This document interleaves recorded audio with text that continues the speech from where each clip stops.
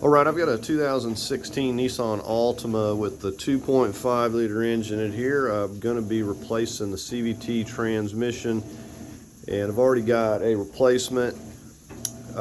This one here is really kicking really hard, and it's just, not wanting to drive. Now, the first thing I'm going to do is basically I'm going to get it lifted up. We'll get some jack stands and I'll probably start taking the wheels off and just kind of go from there. Now, it does run. It's not running really great. It's going to need a tune-up, but it is running, and it can move it around a little bit at this point. So here's my replacement. Now, ideally you want to get one with the lowest miles as you can when going with a used one, and I will just say that if you go with a reman, they are very expensive at this time. I was quoting some, I think they were over $3,000, and I got to pick this one up for $1,000. So definitely going to go with this and save a little money. Now, another thing you want to do before you even start this job is get yourself a torque converter seal. Always overlook this, and you can't just get a good OEM seal last minute. You have to be ordered a lot of times, so go ahead and get you one of those and have it ready to go. And even the other seal, the CV axle seals that go on here, it's not a bad idea to go ahead and take care of them, but you can get to them. Okay, so very first thing, I chalked the rear tires, and we're going to go ahead and start on the front here. Now, I've already got the wheel covers removed, so I don't have to mess with those. And you might have the alloy, which will be a little bit different. You'll need to pop your center cap out in order to get access to this.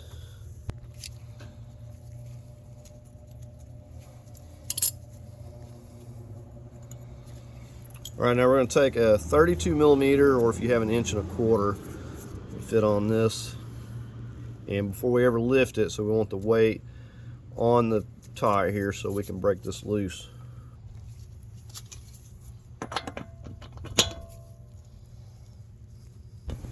All right, you can see I've got a pretty good extension here on the breaker bar.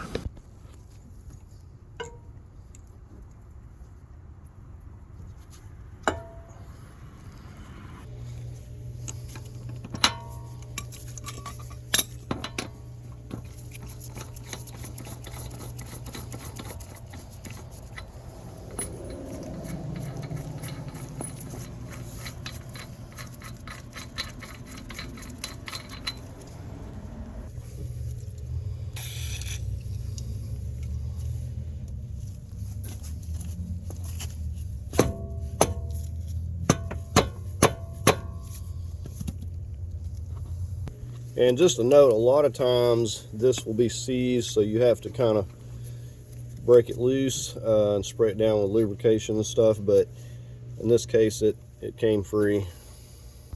And I've got a 21. We'll go ahead and start breaking our lugs. Okay, I just wanted to show you where I'm lifting at here. You could lift here or back there. You could also lift here at this control arm. We're going to also get a jack stand under here. Go ahead and finish removing the wheel here.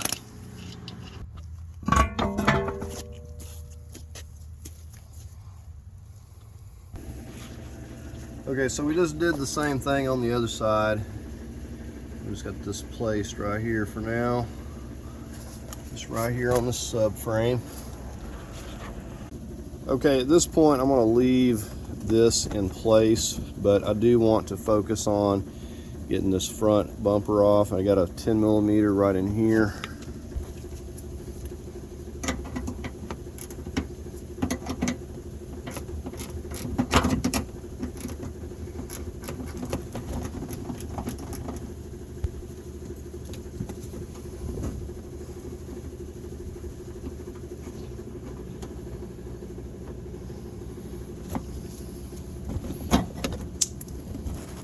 Okay, so with those two 10 millimeters out, we have our sides of our bumper here popped out.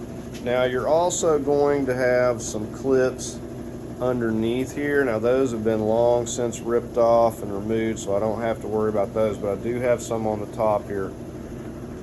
Now another piece is missing that connects the air box, and it snaps the bolts up here to the top. That's missing off of here. So I'm just going to work on popping all these clips up. You want to try to keep up with these, or get yourself some replacement clips. They're pretty cheap.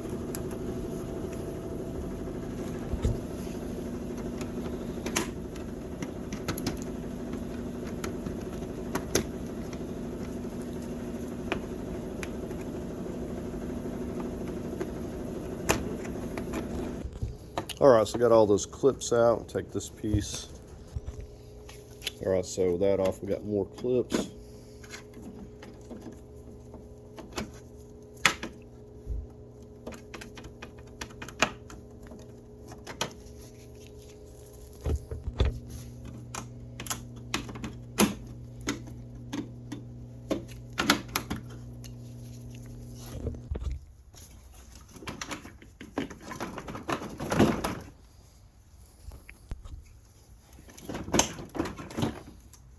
And I forgot to mention, if you have fog lights, you got to disconnect those. Let me show you that. So there's your fog light, and these connectors, you just lift those tabs like that. Okay, I'm gonna go get this negative so we're not accidentally messing something up.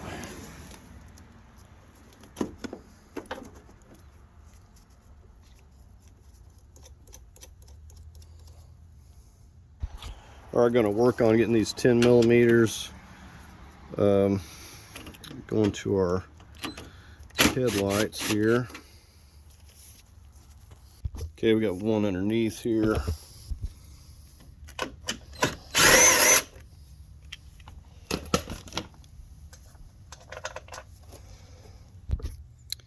a couple up on the top here.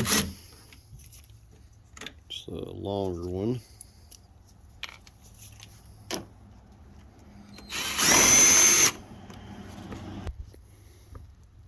Okay, now this tab we have to kind of push and lift up on. It sits down in there. Okay, so come over here to the side. This is the only connector we need to concern ourselves with. We just need to push this in here really hard. All right, so I'm going to push in here.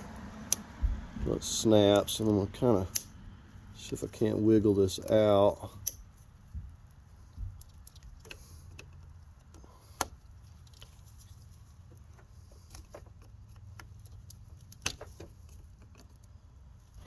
Make sure that's pushed in.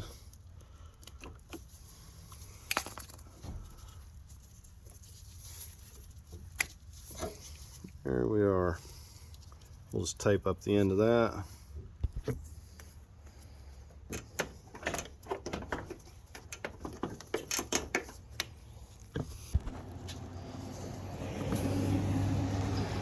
All right, we're gonna work on this piece. I'm gonna disconnect these horn wires here first. And the part we need to squeeze actually on the back side here.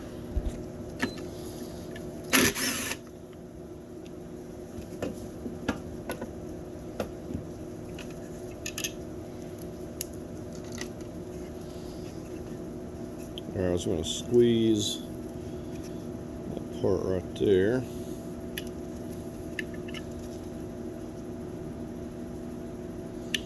Let's do the same thing on that other one.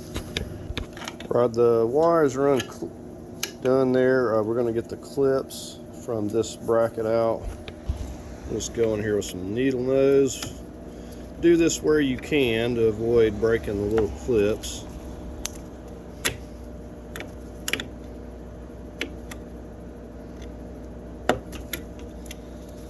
Alright, so here's the other one.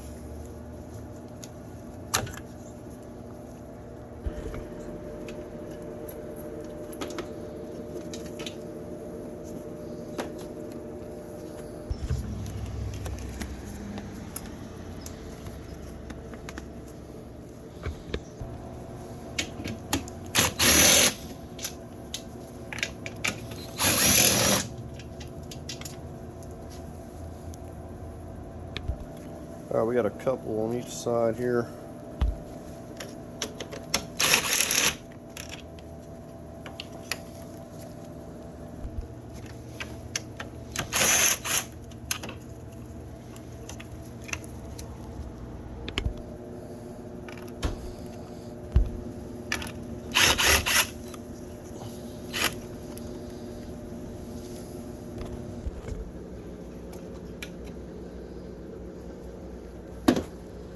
All right, we're gonna get this plastic piece off of here. Looks like we just got a couple clips.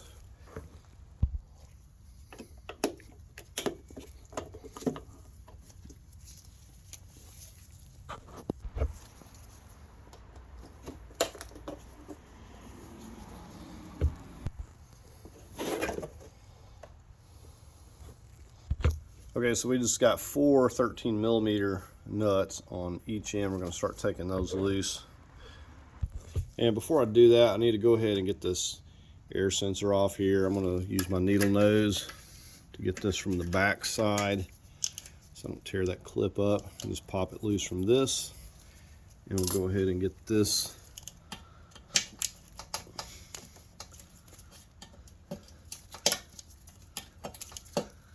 and these are really going to be difficult. See, I pretty well broke the clip on that, but we did get it loose. And we got another one down here.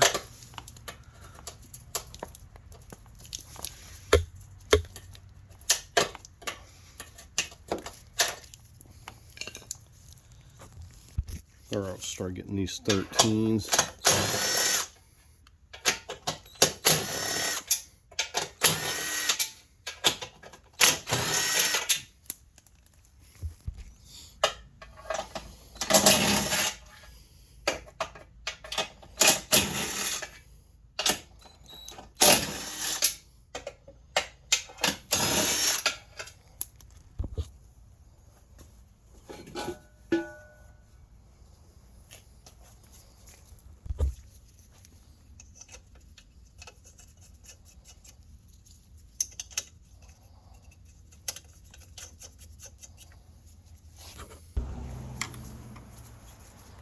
These plastic pieces have some clips.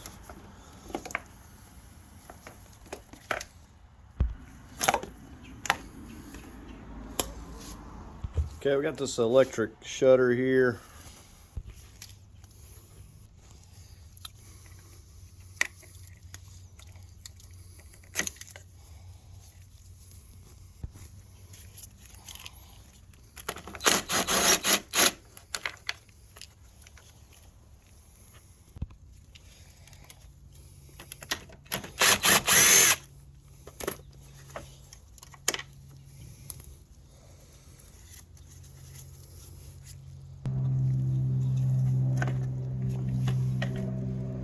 Now we do have a couple of clips under here.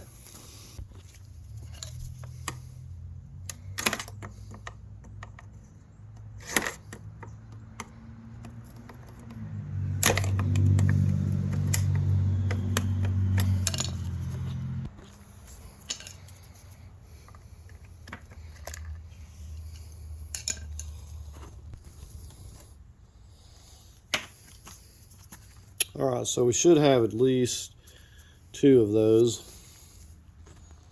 Okay, I'm gonna go ahead and get some coolant draining at this point.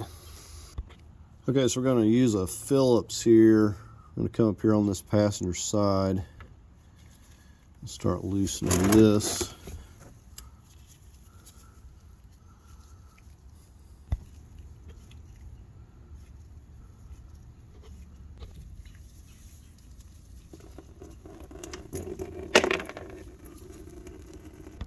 So we just have this little plug right here. Get it flowing a little better.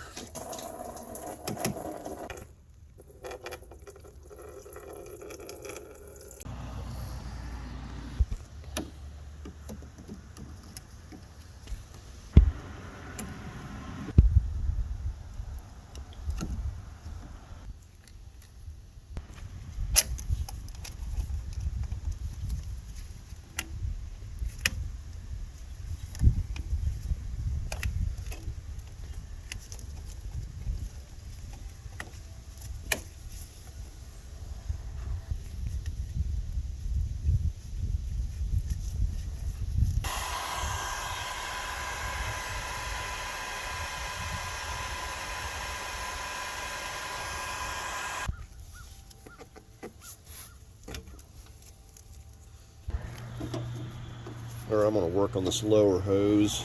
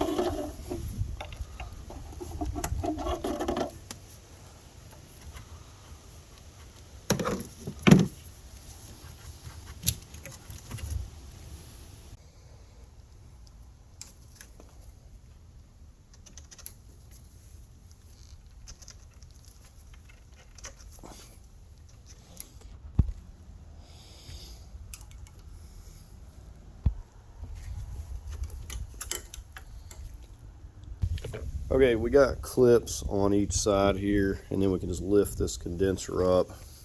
And we're also going to cover it with some cardboard so the fins don't get messed up.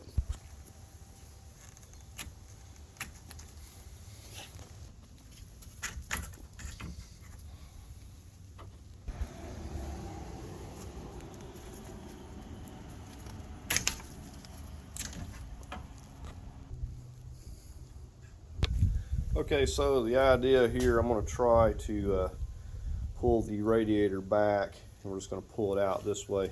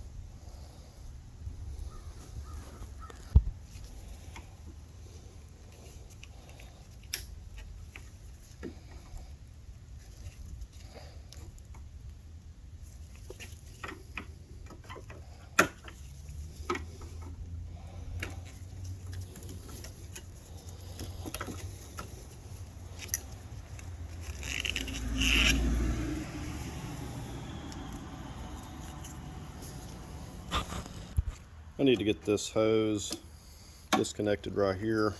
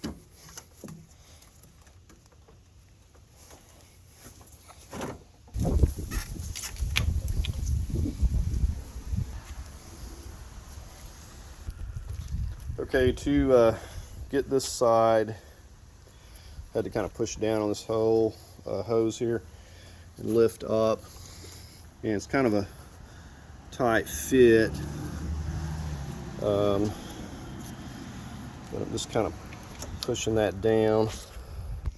Okay, so this side is pretty well loose. We got the lower hose over here. As you can see, we can pull this and some more coolant.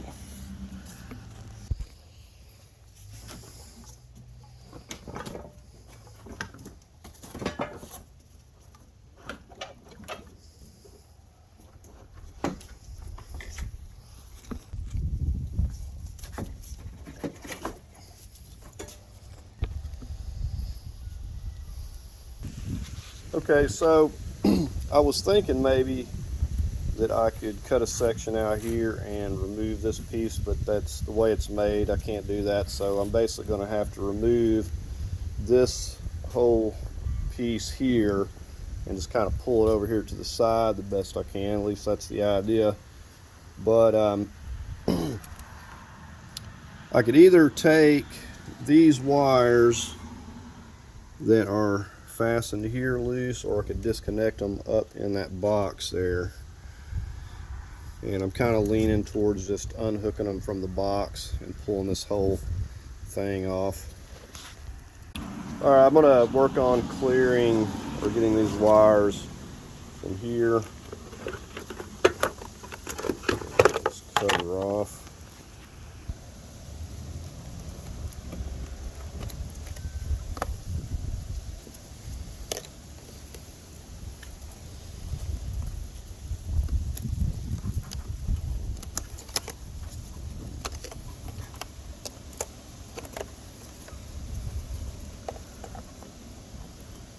These usually will only go back in one particular place, but it doesn't hurt to take pictures.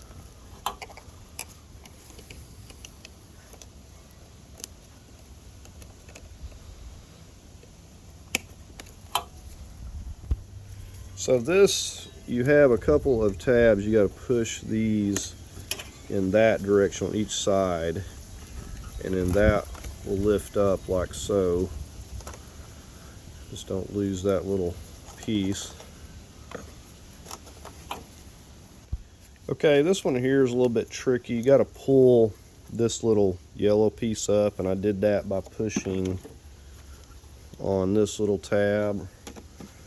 And once you pull that up, you got to push this little orange lock all the way up, and then you kind of just gently push on that. But be careful, because these are, as you can see, little thin wires, so don't be yanking too hard. And then you'll just lock that back down in there like that. So we got these free.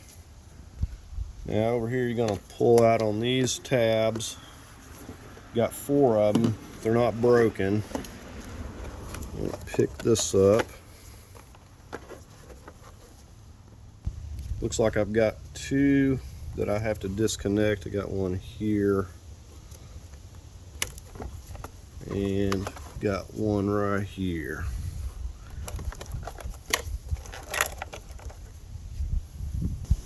Now I have to pull this little piece up. Looks like we've got some little tabs on the bottom here.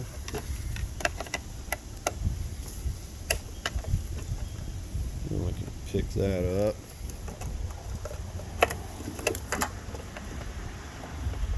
Just put that back. Alright, so we got those out of the IPDM and this junction box. These are free.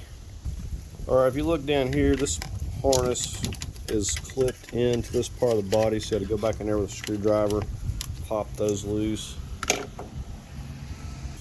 Okay, along here we got the hood cable that's running over to the latch, and we need to get that disconnected. I got a 12mm here.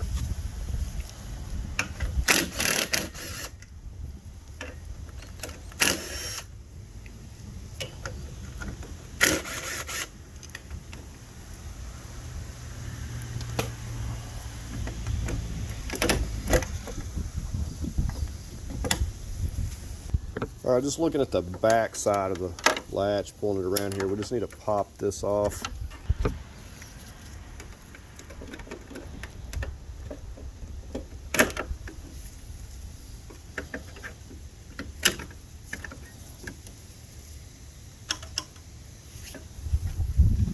Alright, if you can see that, we just need to pull that forward a little bit, slip that wire.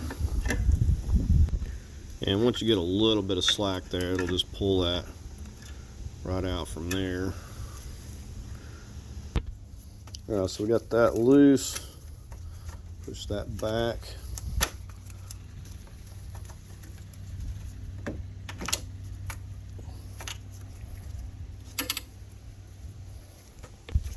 I'm just going to go ahead and put the latch back so we're not losing any of these bolts or anything.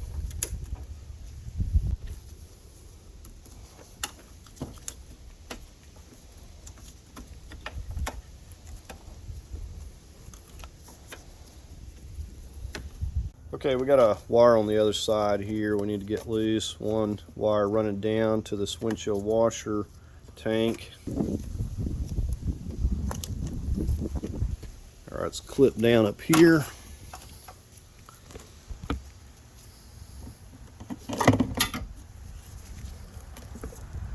Okay, I had to peel this back slightly. Alright, we got a 10mm ground right here.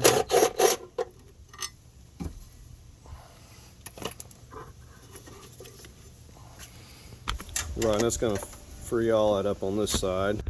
Alright, we're going to get to work on the support. Looks like we got 4 bolts on each side here, 13mm.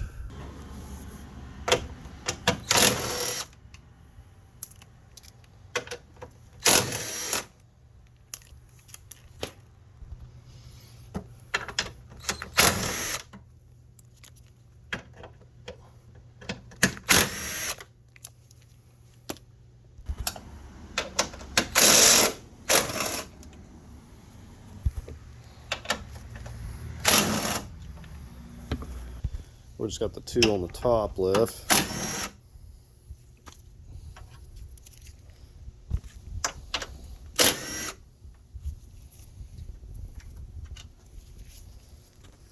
Now we got these wires we need to feed through, make sure they don't get hung up. Need to get this battery out of the way. It is hanging up right here, this wire.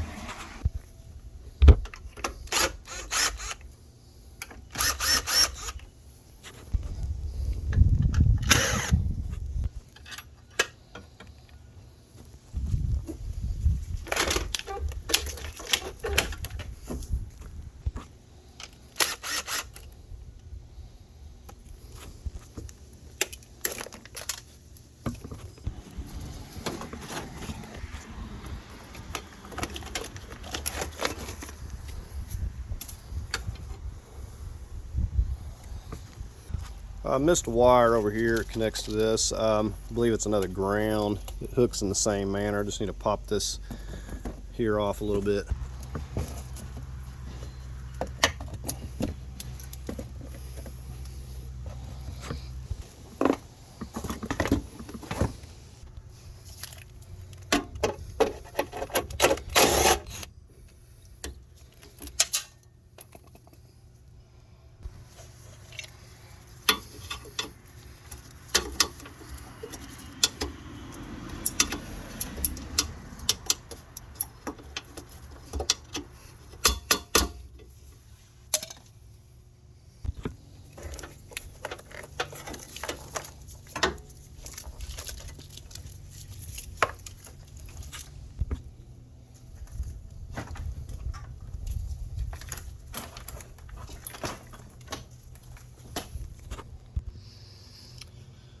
So just kind of got them sitting there together. That's probably about all the slack I'm going to get for now. Or we're going to get the computer boxes loose here.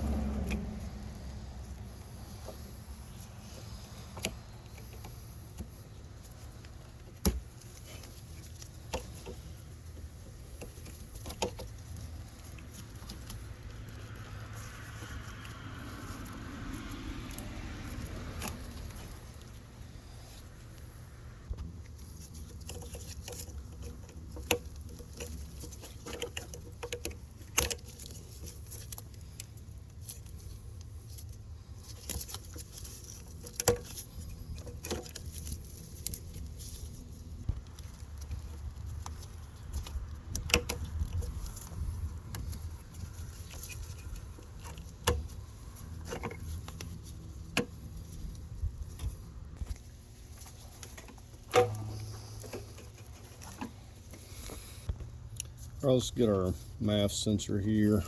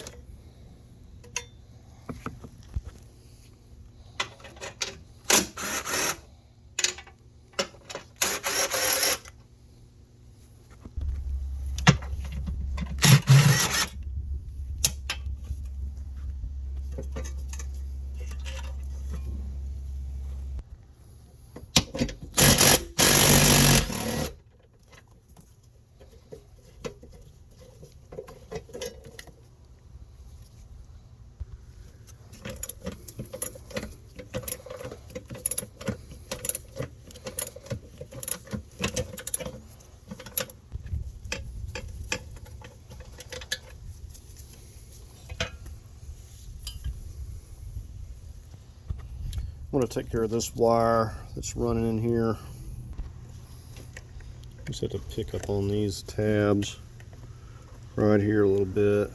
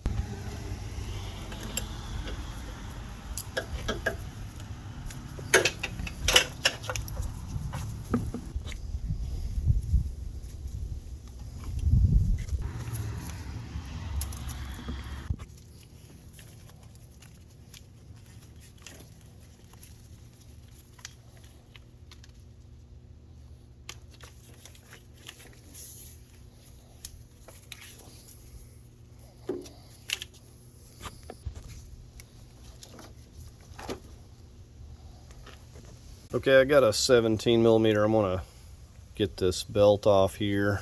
I've got the wrenches doubled up.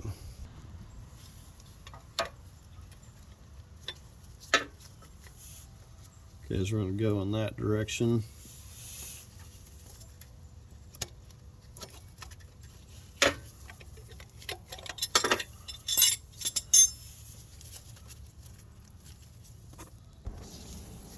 Go ahead and slip it off the presser here.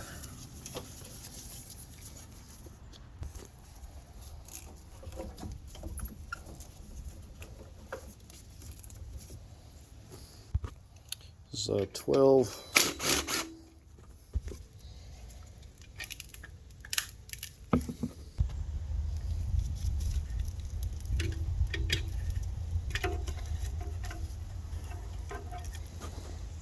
Got a 13 millimeter.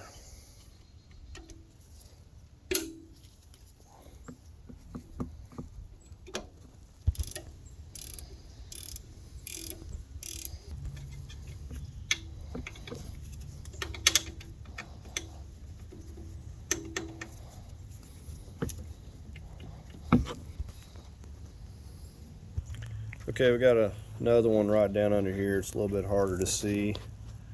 So we need to get down there and get that.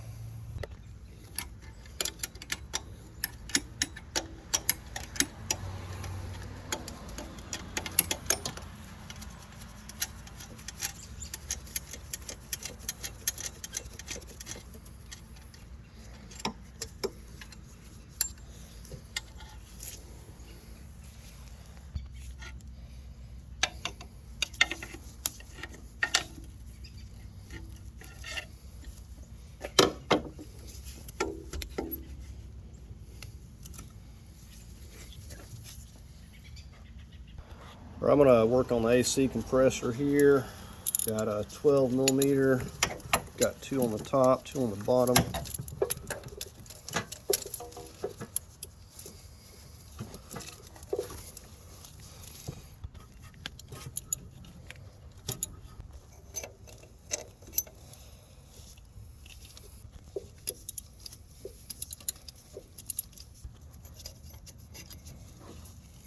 And of course you want to disconnect your AC compressor. Somebody's done some wiring on this, so I'm just going to have to untwist these. Okay, I'm just under the car here. We're going to go ahead and take care of the bottom two.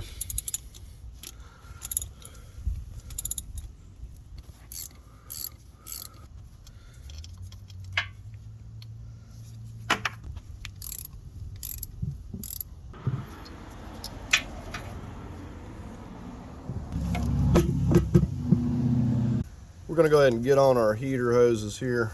I'm just going to disconnect them from this water diverter.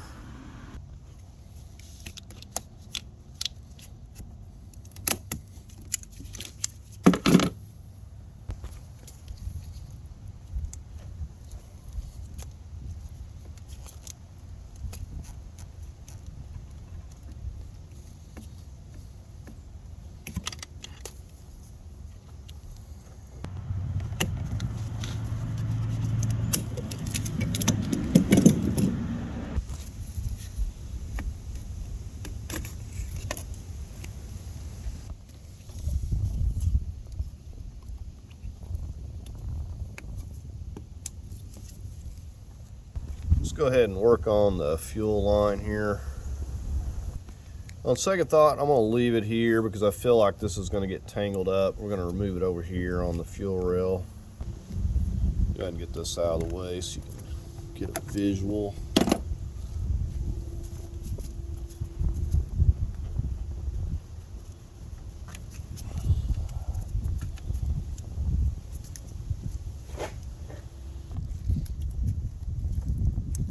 Slip that off of there. I'm using one of these little plastic, they're more flexible, like a oil cooler line, because it goes around this better. It's going to have pressure, so get this on here.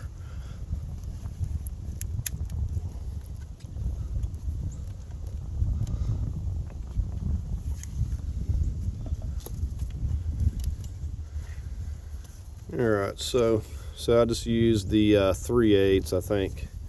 Fits around this hump here. So unless you have one of the metal ones that has the little step, I guess you could call it, it's kind of harder to get around that, but these here work great. They're really cheap.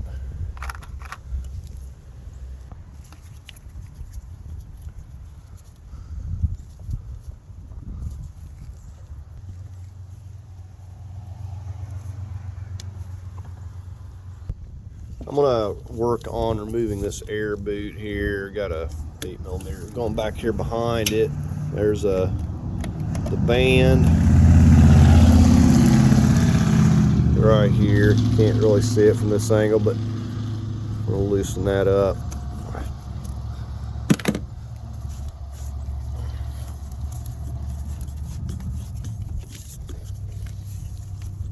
Not loose enough.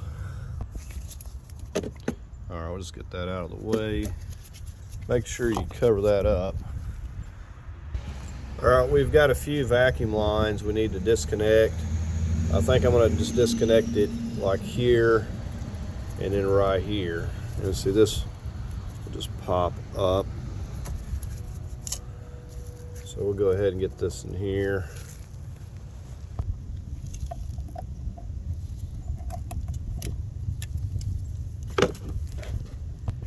And you should be marking things. You don't want to be confused and go to putting back together.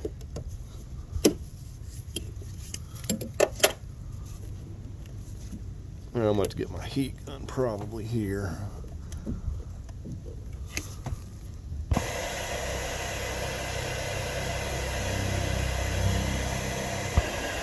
Not only does it break the hose loose with a heat gun, but it also makes the hose a little bit easier to work with. It gets so dry and stiff.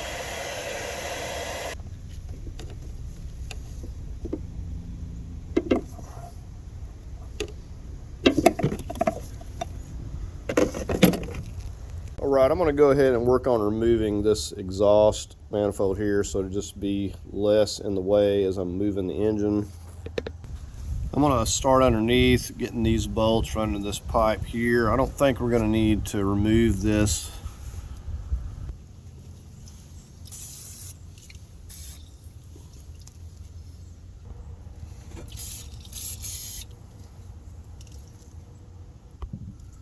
Got a 16mm. I can't see what I'm doing from over here.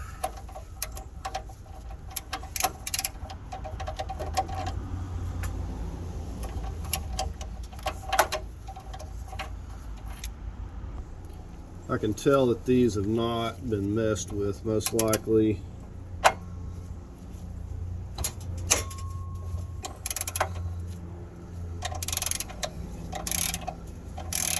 Alright, that one didn't break.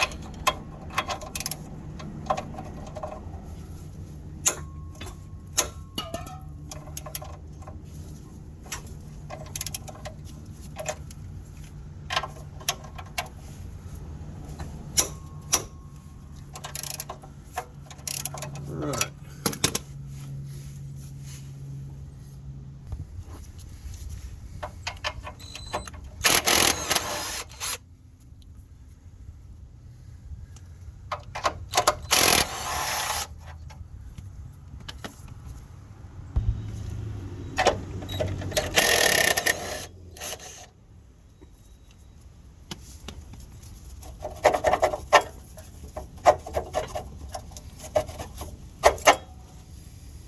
I'm gonna get on this heat shield. We're supposed to have like 4 of these 10 millimeters. Some of these are missing.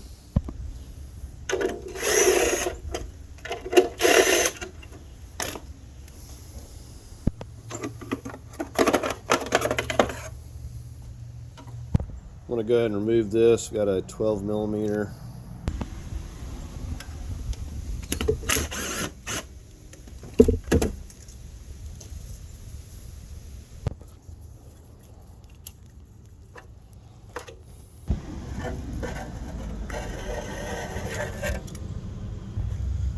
Now, if you don't have any of these little caps, just tape the hole over and plug it with something.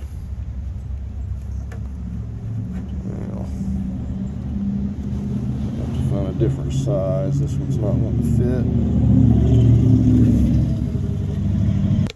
All right, we just got 5 of these 14 millimeters.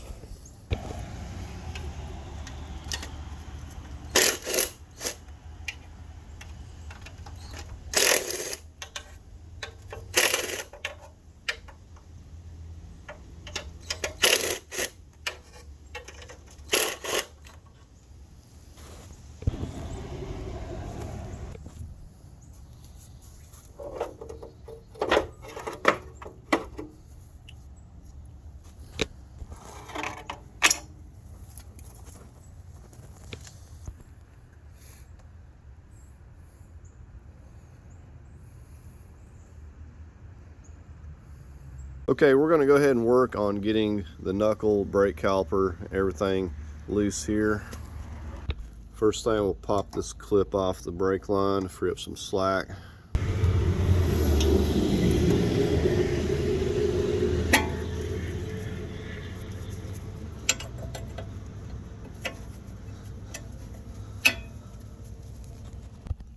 All right, we're going to come on the back side. We got a couple of 22 millimeters. These are going to be very tight, so you're going to need a cheater pipe, extended handle ratchet.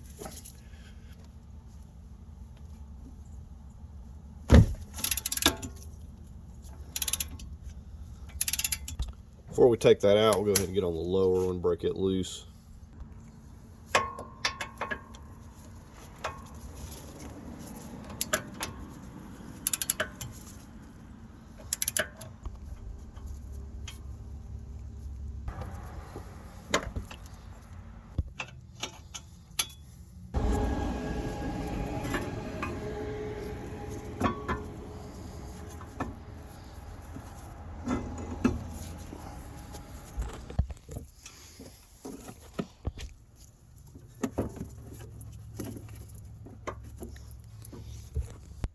We got an 18 millimeter pinch bolt here we're going to work on. Come on this other side, we'll hold this with an 18 as well.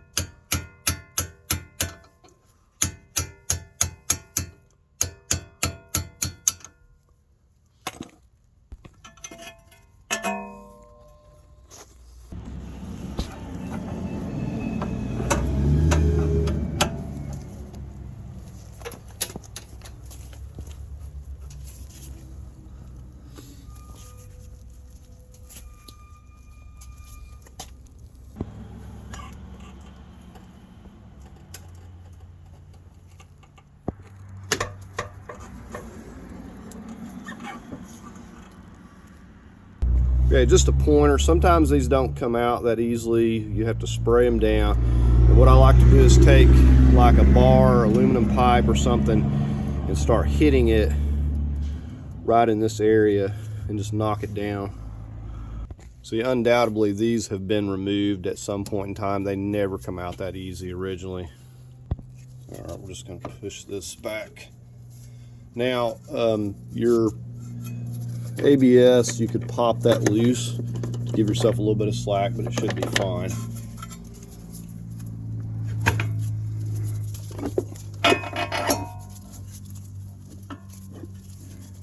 All right.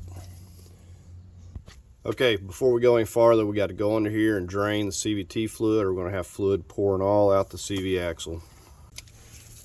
All right, so we got a 19 millimeter here. Go ahead and get this drain plug.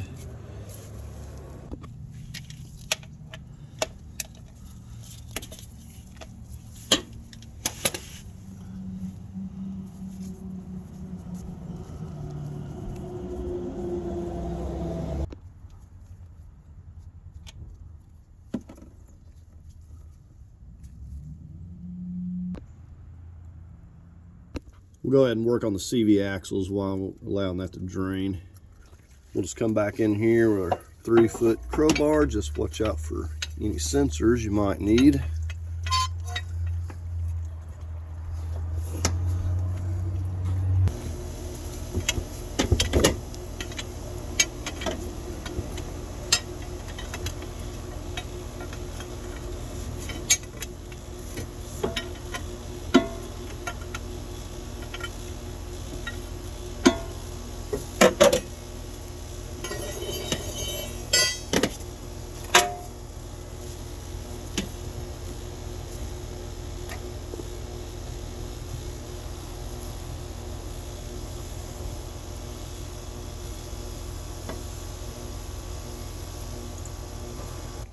Be sure to protect the end when you take it out. Okay, we've come over here to the passenger side, and this side's a little bit different. All right, so it has this little collar that goes around it with a couple of 13s, and usually, like I said, if this hasn't been removed, this will be stuck in here as well, so you have to kind of heat it up. A lot of spray lubricant to get it to come out. So if once you remove this and you can't get it to budge, that's why. So there's that first one. Go ahead and get the lower. I'm using a 2.5 foot extension, 3/8 extension here, by the way.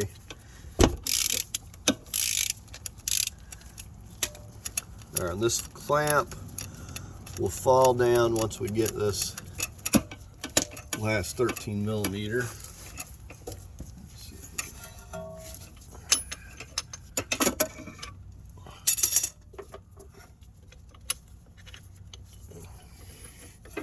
All right, so that just goes on there, just like so. All right, let's see if this is gonna move. If it does, I'll give you a view from, nope, it's stuck. This has probably not been removed. I think the last thing I did was remove the entire bracket, this piece, and took it out and worked on it. I'm gonna see what I can do with it here. I'm gonna go get my torch and heat it up a little bit.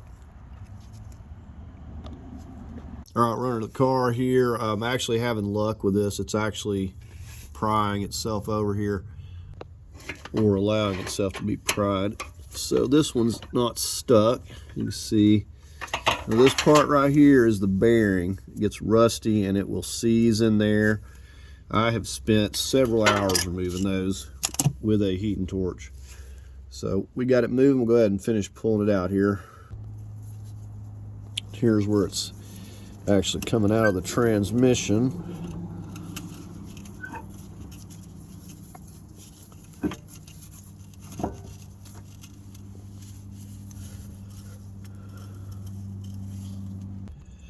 Now, while we're down here, this is the downstream O2 sensor. You had to pull it out from this right here, and I actually had to use my pick tool to get this to come loose. It was really stuck, but we need to go ahead and get that, and we'll come back and get this bolt here in a second.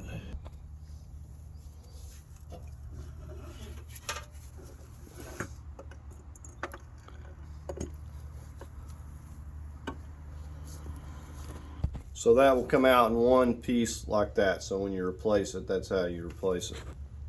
So you can see the motor mount bolt right there.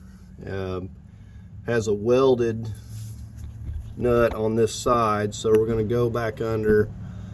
I was showing you, we're going to go ahead and remove that bolt right there. You can see you have your mount back there behind it, but then you just have that bracket right there that you need to take the bolt out of, and we'll be able to pull this engine up. I got a 18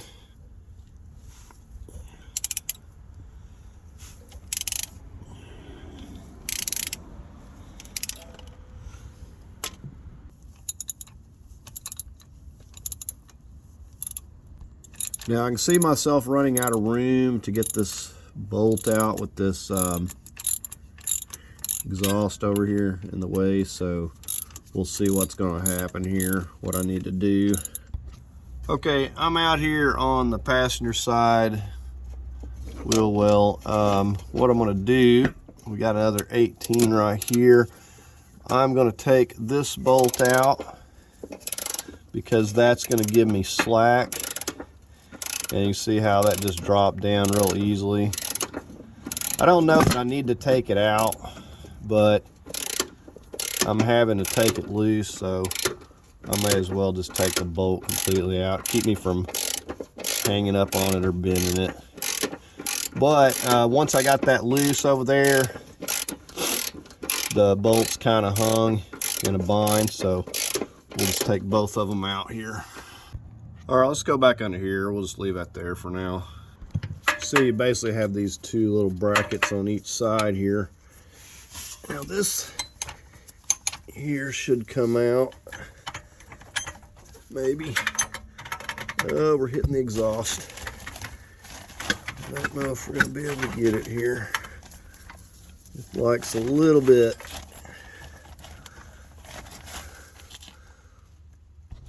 All right, I'm just finishing removing this bolt here in the back from this bracket. And let's see if we can have any luck. Whoa. Okay, it doesn't have quite enough slack to slide out, but it's fine because the bracket is completely loose back there. We'll just make sure it doesn't hang up. But you can see it's all loose, but it likes just a millimeter, just being able to get the bolt out there. All right, we're on the driver's side. We got a couple of grounds we need to take care of here. 10 millimeter.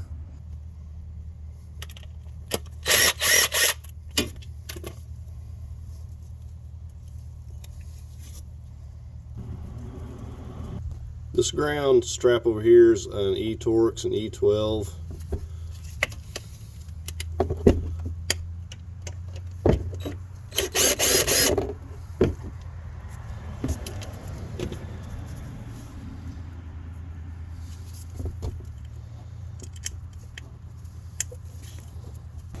Okay, I'm going to be using where this starter is, I think, to hook my chain stuff up. You know, there's a lot of different ways you can do it, but I'm going to move some of this out of the way, lift up on this, and I've already got the starter.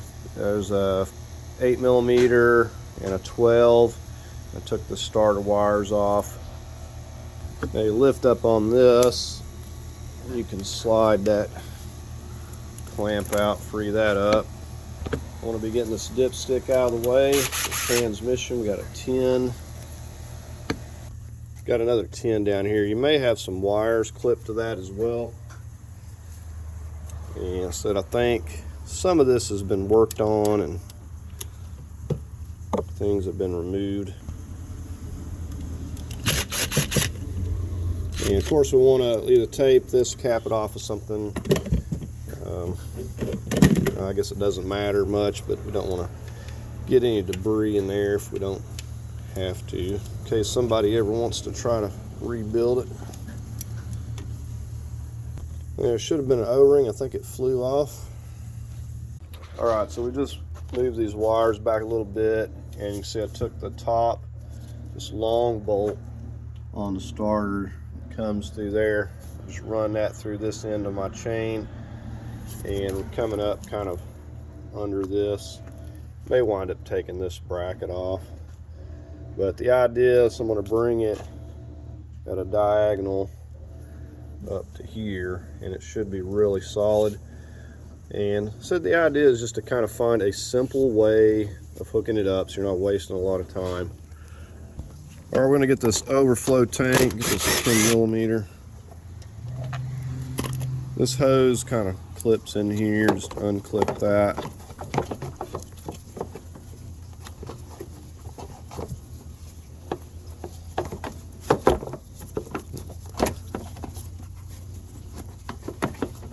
All right, we got to find the magic combination to get this out of here now. All right, just coming straight up. It's just kind of hanging on that a little bit. All right, we're going to get this 18 and we'll get one back here, and we're going to put the chain right here where this 18 is.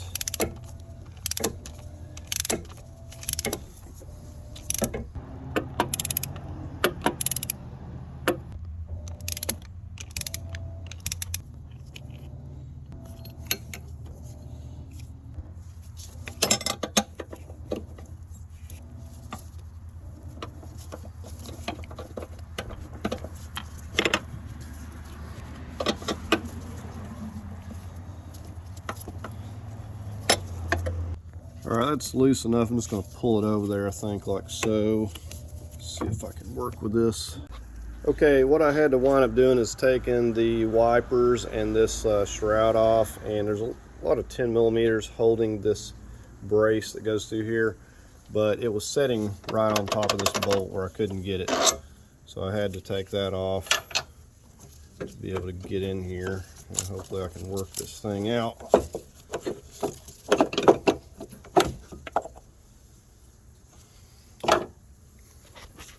All right, so I'm just bringing this chain up here. So I've got a much shorter bolt, the same threads, and that's just going to go through here.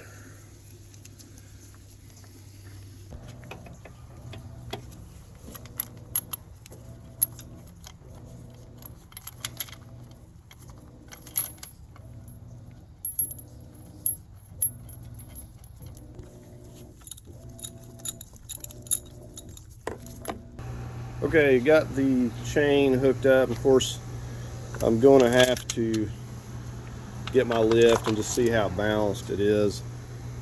The next thing we're going to do, you see this oil filter is going to hit, so I need to get a drain pan over here. We're going to take that off. I'm going to also lower this car back down onto the lower jack stands. I don't need it up this high.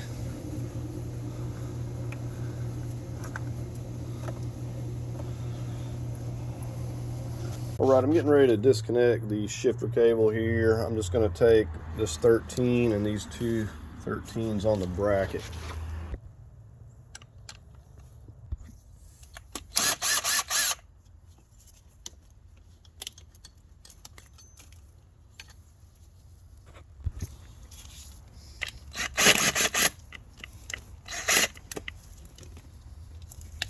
Now I could remove it here too, but I've got to swap this bracket over anyway.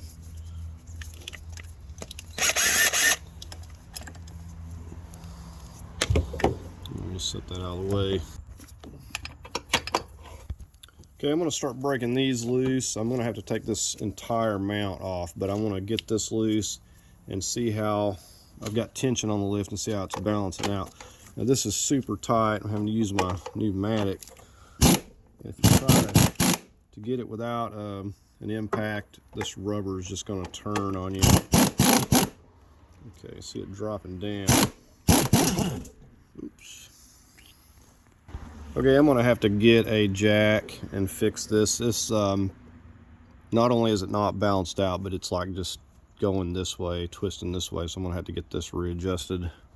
Okay, I got a strap that's just going down under the intake here. Usually why I have like a 3-point hookup, but this is one of the worst cases. But I'm going to go ahead and start taking these loose.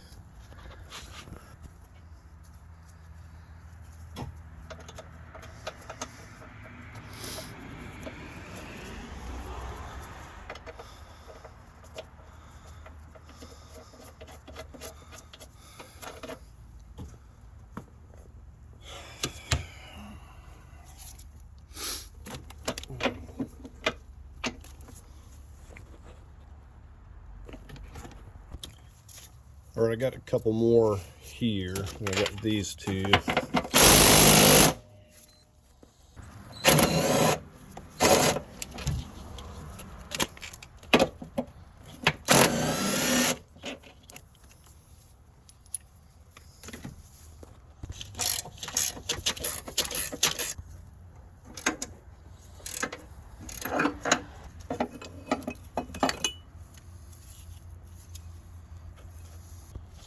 Got a lower 16 right here. You see me removing them with my finger, and I've got one here and here, which I'll have to probably lift those up to get them all the way out.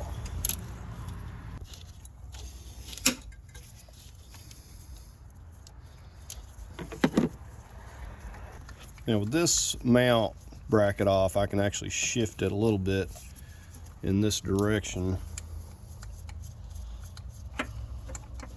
Okay, one more.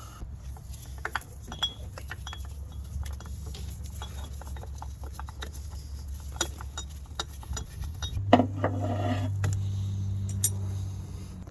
right, we're gonna get this one on the driver's side here. Got an 18.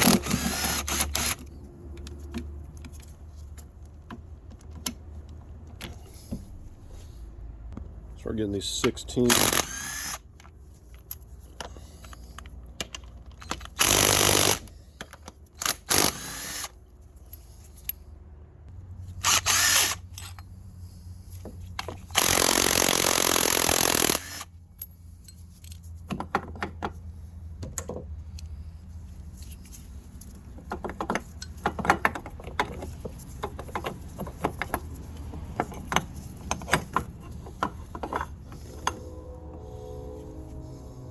Okay, at this point we're just being supported by the lift. I do have my jack back there, kind of balance this out. So I'm going to start lifting it up and see how it's going to do here.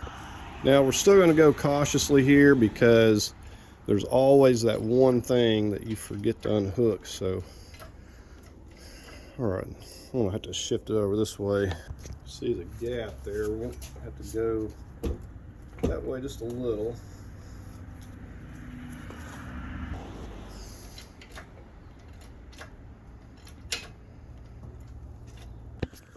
Well, it seems to be clearing, but it's really wanting to come out at an angle. And at this point, not a lot I can do about it. And I'm probably gonna have to do something with the hood. Let me go make sure I'm not hitting nothing. So here we are with it supported.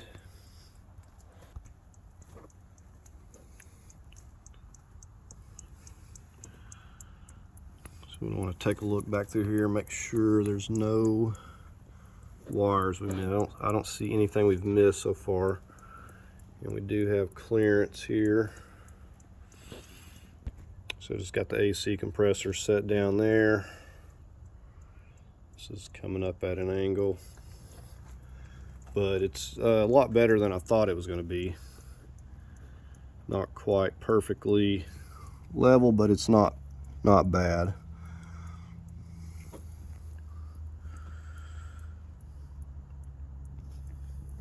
See, we're clearing everything back here fine. Got everything loose.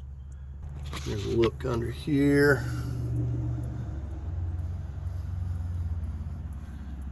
And you see it just come right up off of the exhaust there, no problem. So I'm going to go ahead and start pulling it kind of forward a little bit and see how high up we're going to have to go get this out.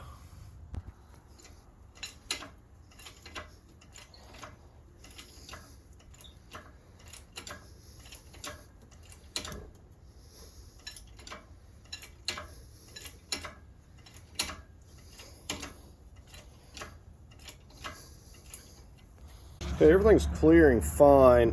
Just want to show you down here.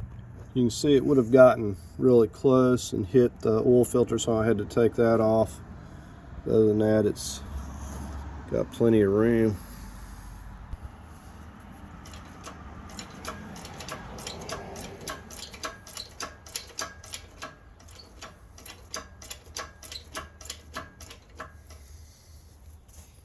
Okay, so my boom's starting to hit, so I'm going to see if I can bring it back this way a little bit.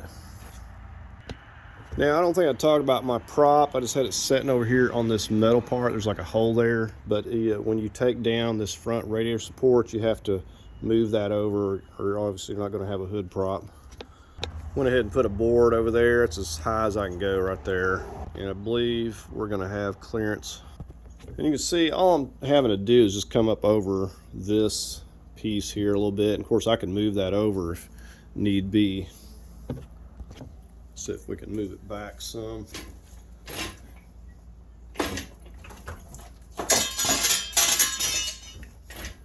That's just my hood prop.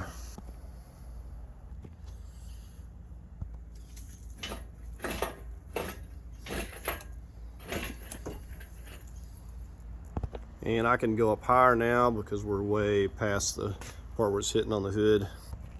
All right, so you can see it's close right here, but I've got wiggle room. Now that I'm up here, I can scoot it over this way.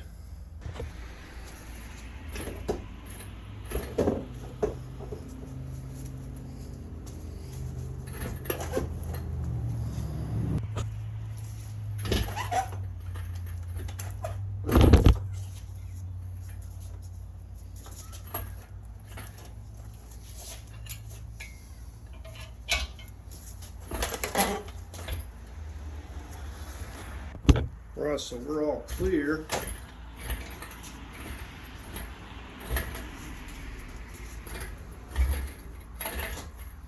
Just go ahead and lower it back down a little bit.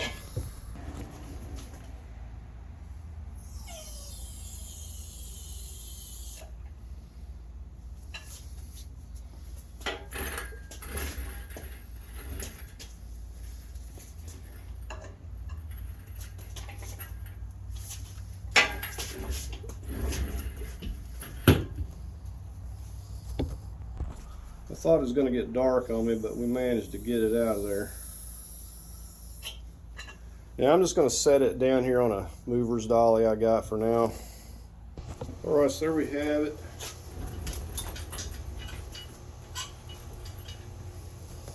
All right, we'll take a quick look at the engine bay here.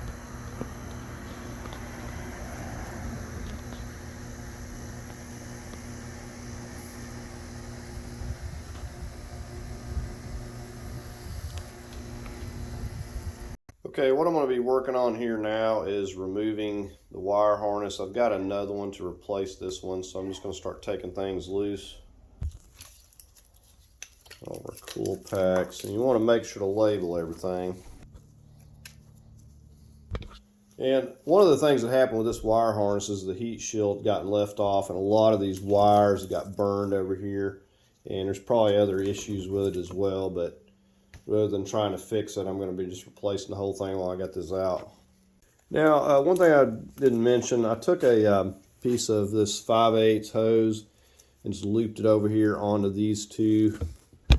I should have done this sooner, but I didn't. But if you don't plug all of these coolant spouts off, it's just going to keep dripping and dripping and dripping. So you have to kind of plug these off.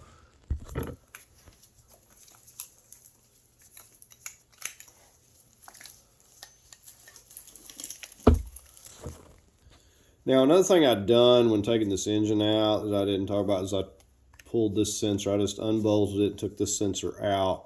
I was worried that this was going to get caught on something, which it might have.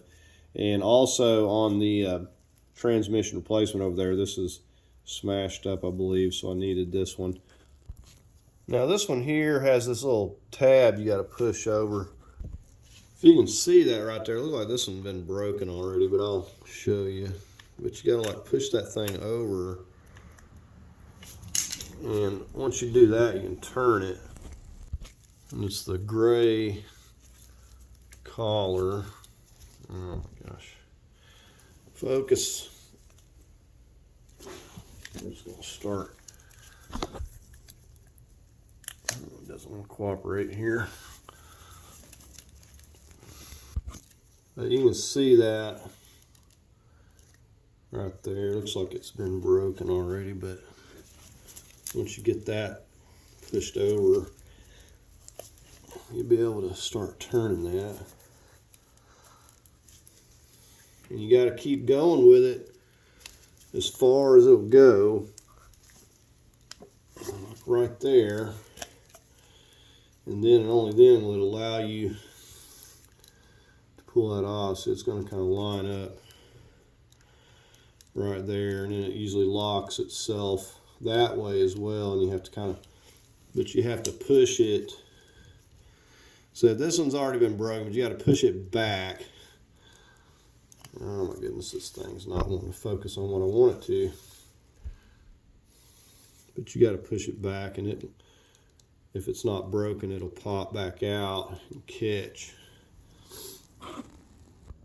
Got one more wire up in there. We're going to get this starter bolts out so I can actually get to that thing.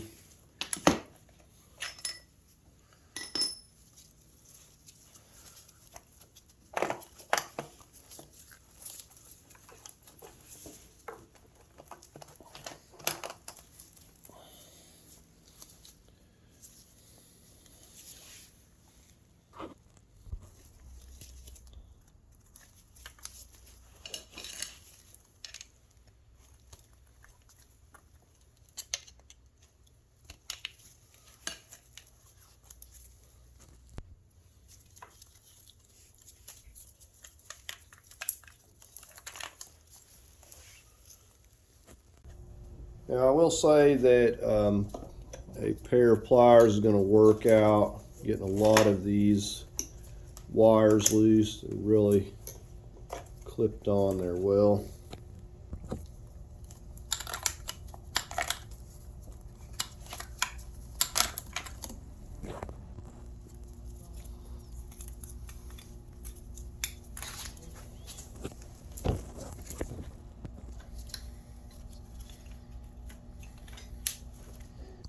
And then this part runs all down here to the transmission speed sensors, crank sensor, and there's some brackets here.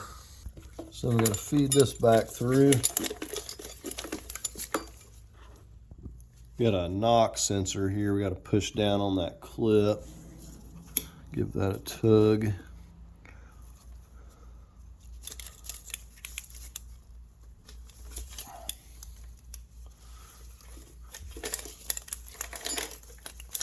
See, that's just push down on that.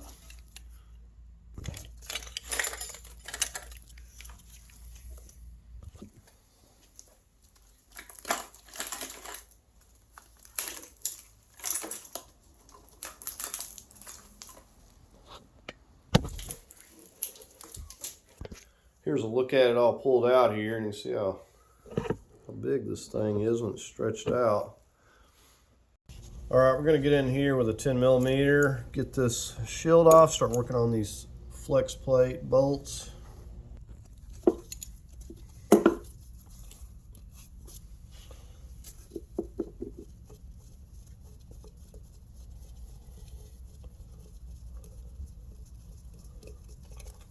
there's our first one.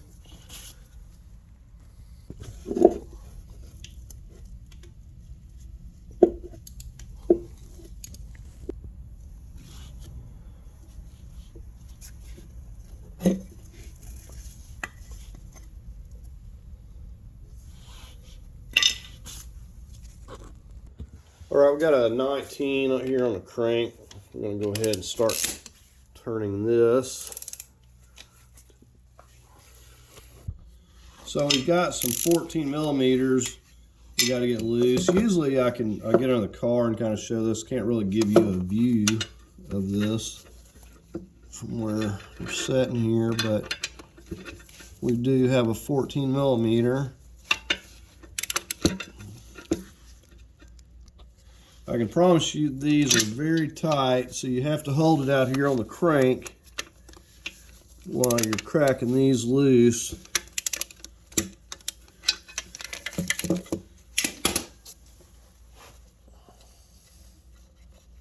Once you get it broke loose, it's real easy. Just go in with your hand.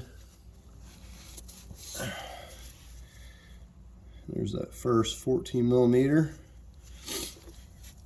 So we're just going to continue to turn it and get the other 3 of them. So you can see we just got the studs, and we're just taking those 14 millimeter nuts off. So we got 3 more. All right, there we have all 4 of those out. You want to be cautious, don't let them slip. These are very easy to strip. All right, we've got a 16 millimeter. We're gonna go through, start taking out all the bolts. I'm gonna work on these lower ones first. And you wanna make sure to number these. I've got a number wrote onto the engine here, and also a number on the bolt.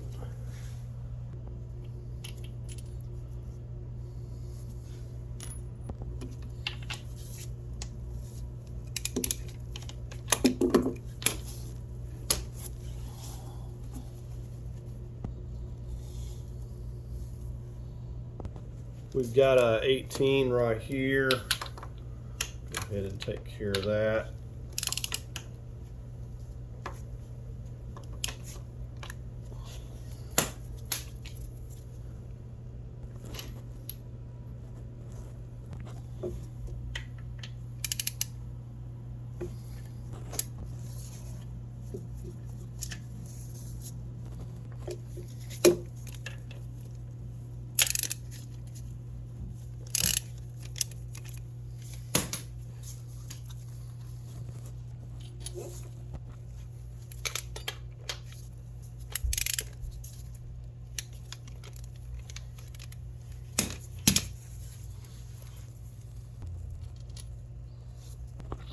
Get this 18. Okay,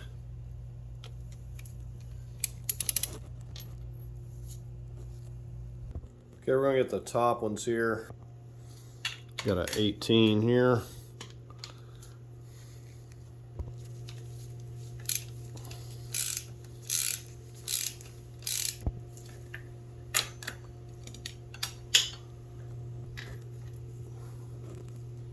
Right, before I start taking these last 2 bolts out, I just put a block under here just because this engine may start shifting. I'm going to get my lift over here and try to pick up on this as I'm moving it back. So I'm going to get that connected, and we'll go ahead and get these last couple bolts out. So there's our last 2 bolts. I'm just going to take the 16 here next and leave the 18 for a moment. So the 18 will be the only thing holding it at this point.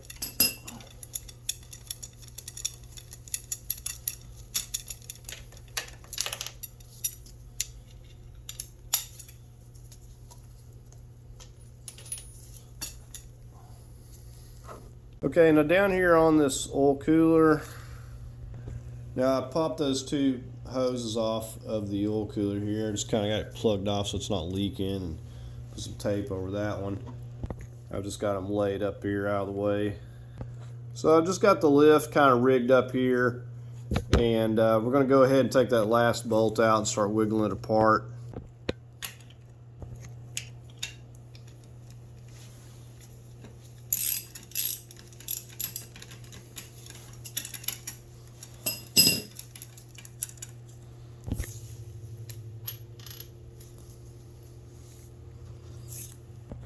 All right, let's start trying to wiggle this apart. Now sometimes the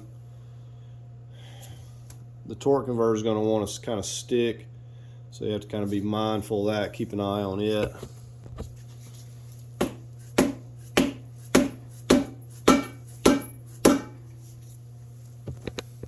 Now you want to come over here through this starter hole.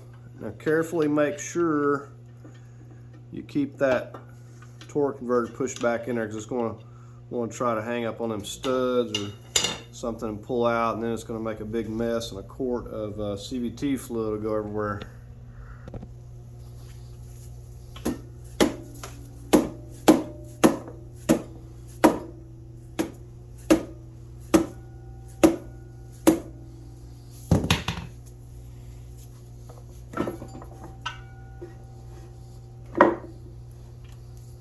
Alright, so we'll just get this set off here. Kind of keep a hold on that while you're pushing it back. Okay, we got our replacement here. The first thing I got to do is take this out, and hopefully we're not going to make a mess.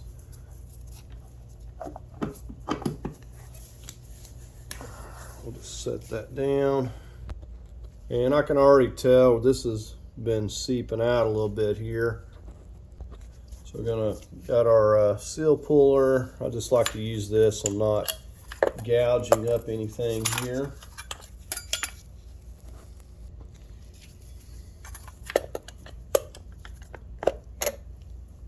So that pops out of there pretty easy. Now we need to clean that up. Okay, this is my replacement. And I just ordered OEM seal. So you want to get this ahead of time before you go to working on it. I'm just going to wipe this up, taking some alcohol here. Just clean this up real good.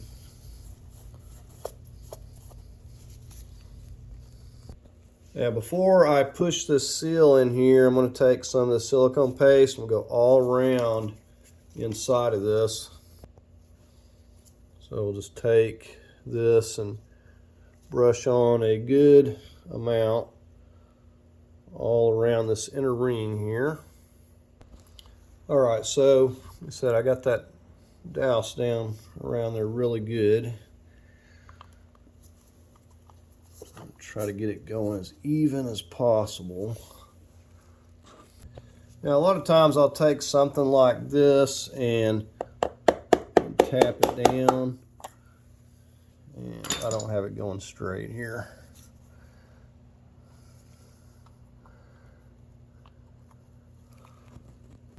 Now another thing I'll do is take a nice clean cut 2x4 and just tap around it with this as well.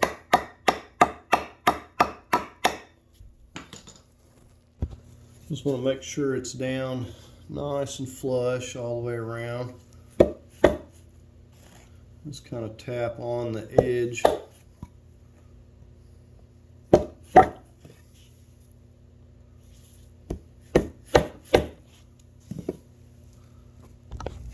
Alright, so once I've tapped it all down, get us feel around with my finger, make sure that it's nice and flush there.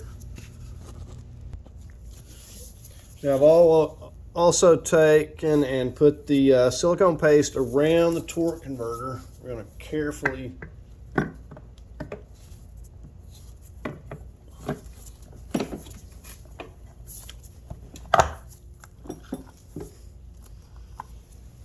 make sure it's all the way seated. So if you don't get it seated all the way down, it's going to get in a bind when you go to mating it up. Alright, we wiped all this up good all around here. Also taken flat file fine end and just went around this to make sure we have no burrs sticking up. It's nice and flat. Alright, now I'm going to do the exact same thing with the surface on the engine here. I'm going to wipe it all up, make sure there's no burrs on it. Okay, I'm just wheeling this one over here. Probably going to have to get my lift a hold of it again, but we'll see what I can do with it. I went ahead up here where you have the alignment pegs here and up there. You see that? I went ahead and put a little dab of silicone paste around that. Also put it around this nub here on the torque converter. Now also I checked the rear sill here, and doesn't look like we have any leakage there, but if you did, you'd want to go ahead and remove these bolts and replace that wire here. Alright, now in order to remove these, you're going to need one of these special sockets. It's an E20 Torx, but it's a special made one. You can't use the regular E-Torx, so you'll need to get yourself one of these if you do need to take those out or you're going to strip them. All right, let's just see what we can do as far as wiggling these together here. Now, I don't know if I'm going to be able to slide this together, but I'm going to attempt it before I get my lift.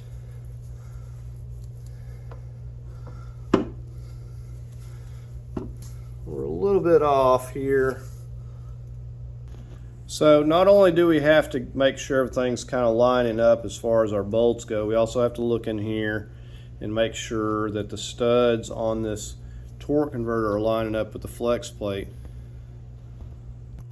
Okay, I don't have it on the pegs, but because I have it close enough, I'm going to start with my first bolt. Of course, we're going to push it together. We're not going to draw it together, but this keeps it from moving once I kind of get it into place, so it's just not walking all over the place.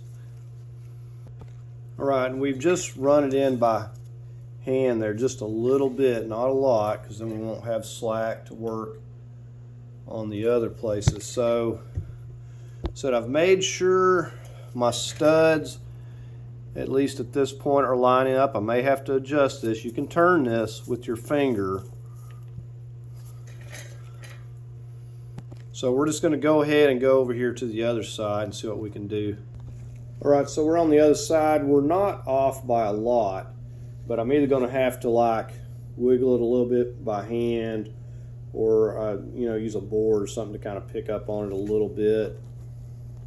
So I think the one I'm going to go for is this number 2 here. So a lot of these bolts are different, so you want to make sure to label them. We're coming through here, and I might just take a little pry bar here. So I'm just going to lift up a little bit with this. Okay, you can see I'm just lifting it that little bit. It's not that difficult. We'll just start at a few threads.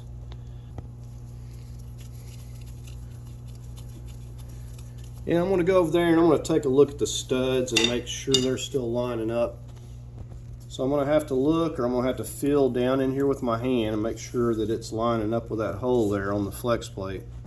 I know it's kind of hard to see that, but I've just moved that little bit right there so it's lined up. So now I'm ready to go ahead at this point, and I can just kind of draw at my bolts here. So I'm going to push this transmission in. I'm not going to use the bolt to pull it up. I'm going to make sure I'm on my pegs. So we got one peg you can see right here. So if this is not lining up properly, either this way or that way, it's not going to slide together right. So again, I'm shoving this together, tightening with my fingers only here. And I want to go from side to side. Same thing here. We're going to tighten it by hand, wiggle it forward.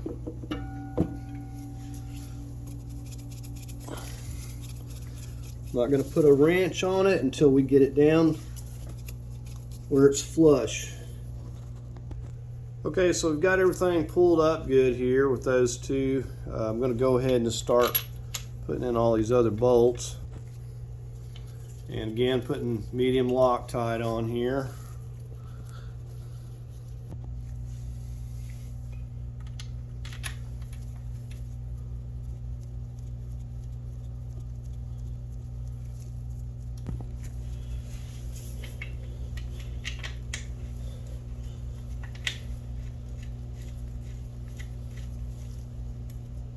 Now, one thing I didn't talk about before you start putting this transmission together, you want to go around and make sure all your threaded holes are good on the transmission, and the studs on the torque converter, you want to check those as well. You don't want to get everything together and find out that you got some messed up threads.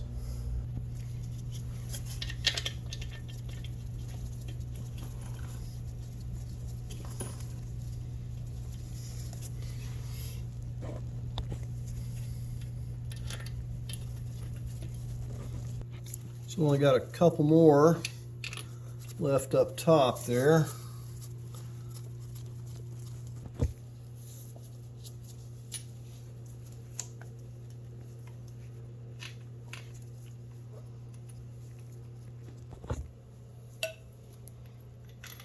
All right, last one.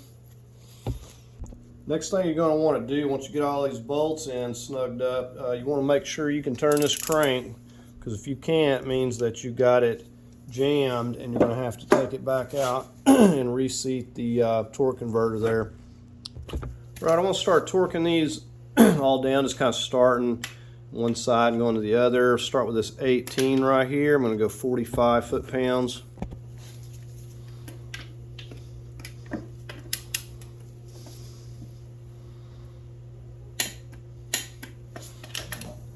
Okay, I'm going to get the 18 here on the other side. So we're going to go 45 on all the 18s.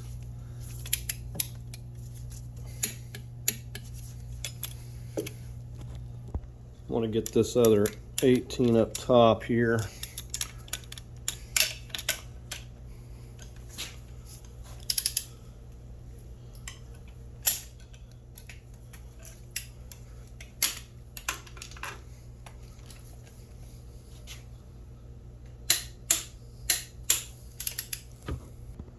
Move over to this other one here.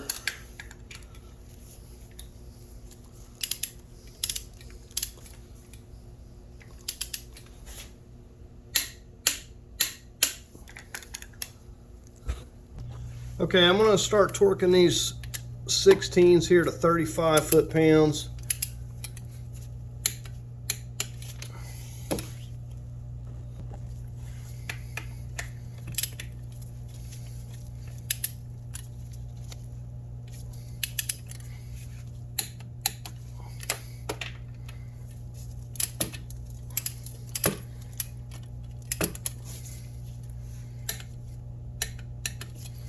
Get the ones on the other side.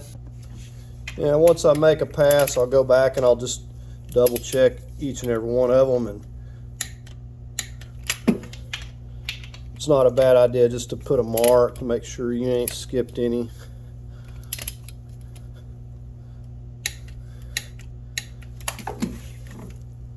The first thing I'm going to do is reconnect these hoses. We're going to be getting the wire harness on here and going to hook it up the same way we brought this engine out, but I'm mainly going to focus on hooking up everything on the back, and the front's going to be hard to get to, and leaving this part up here unhooked so it doesn't get in the way of my chain or anything.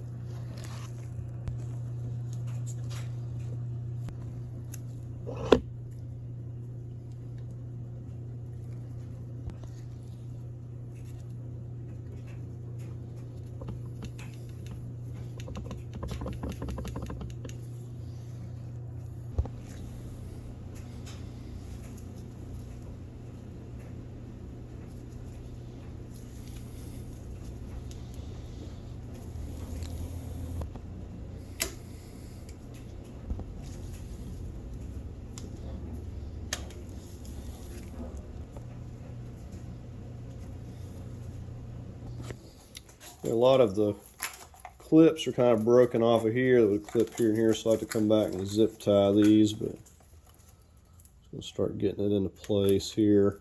So I'm just going to get everything on the back side and kind of leave the front loose.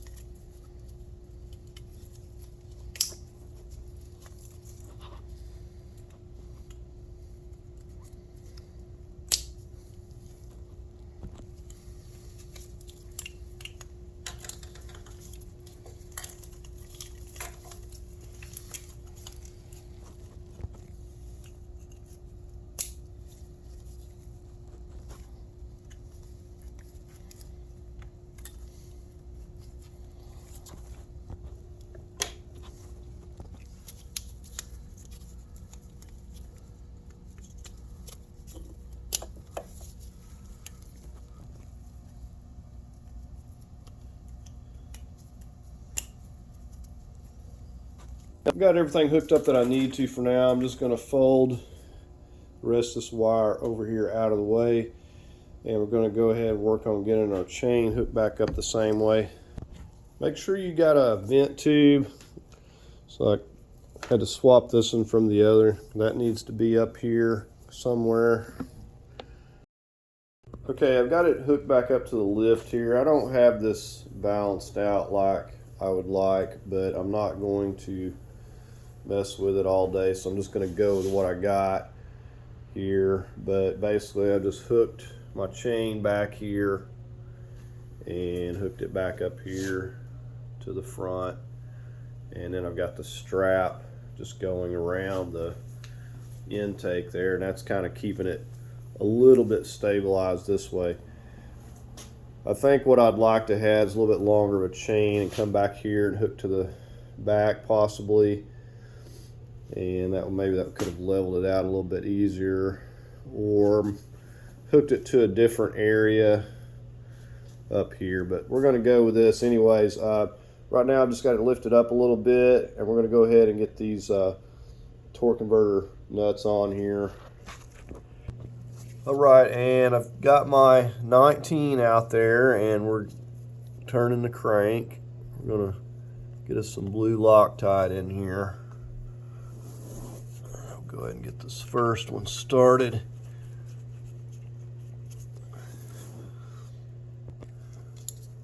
So I'm just going to run this down until it's snug.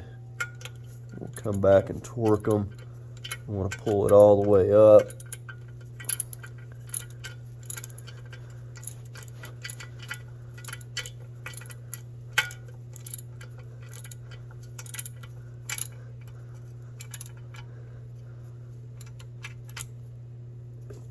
All right, so let's move on to the others.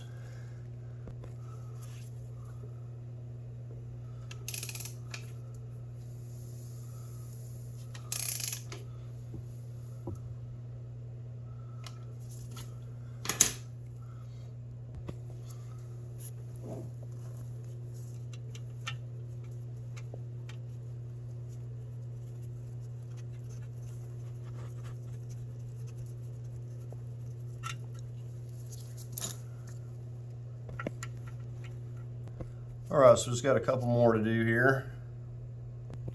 Okay, you'll note how I've got this kind of just setting on this board a little bit just to kind of stabilize it while I'm tightening this stuff up. So I've got it lifted up, but I just kind of got this propped under here to stabilize it. So you put yourself a paint mark there so you know where to start from, and just go through. And we're going to torque these to 35 foot-pounds. And like I said, I'll go around at least a couple times and double check them.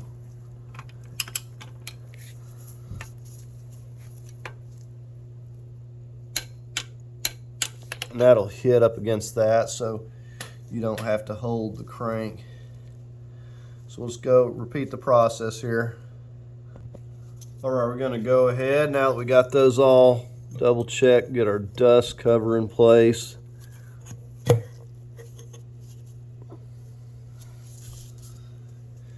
And these 10 millimeters, a little bit of Loctite.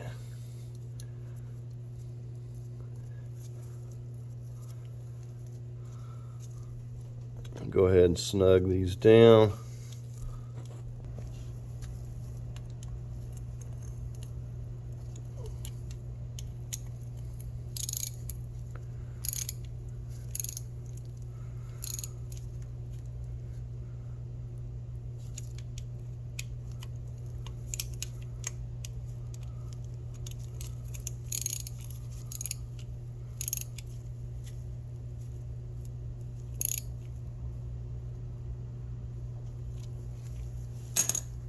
Alright, we're just going to take our time moving this into place, and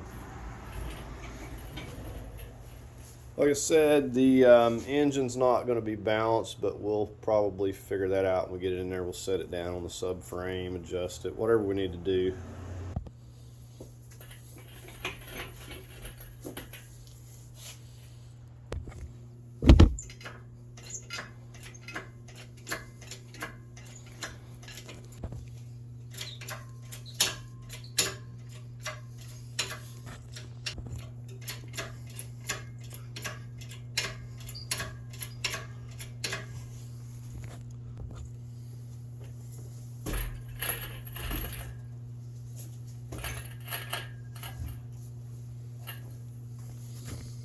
Got me a strap tied over here so I can kind of pull this thing around, move it where I need it.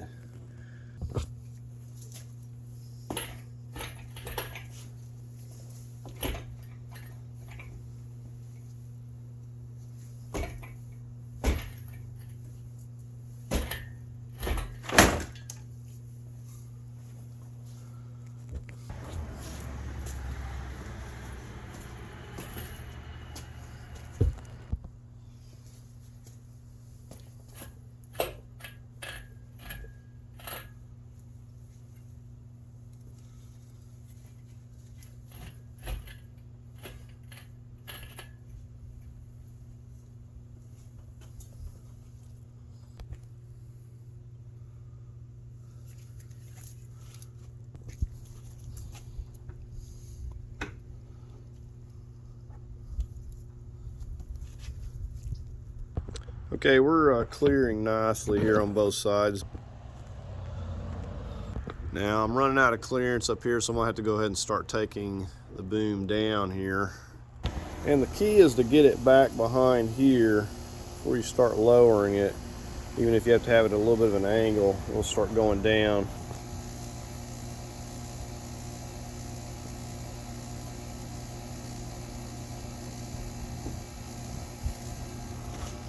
So I'm just taking it down nice and slow. Take your time.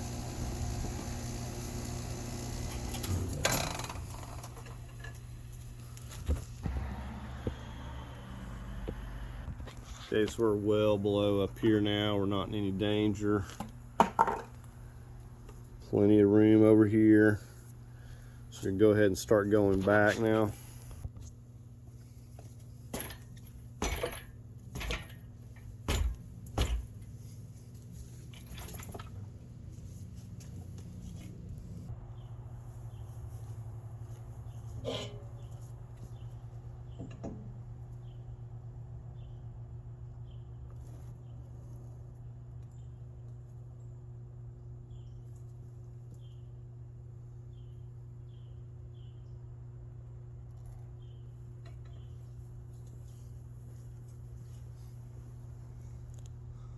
So this passenger side is obviously up way higher, but once we get it set down on the frame over here, this will start to kind of level out.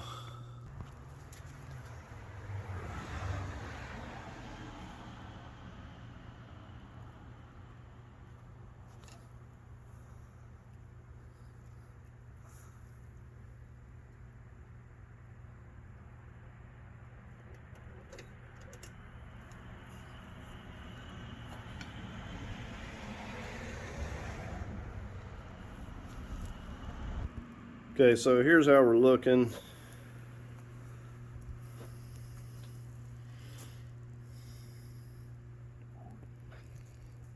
Okay, what I've done here is position my jack just coming from back here under the pan, sort of. And it's just to kind of keep this where it's not going to be twisting. And the next thing I'm going to do is get my mount's going to go up there and go ahead and start fastening it down. And I'm going to try, so when I go to setting it completely down, we should be able to set it on this side. Once we get it set on this side, we're pretty much home free. It'll be easy to get this here into alignment. So I've just kind of got it sort of close, and so we'll go ahead and get this here fastened up. Already got Loctite on these. Not going to torque these down just yet. We're just going to kind of run them down here a little bit. Allow myself some wiggle room. All right, let's start lowering it down, see what we can do with it.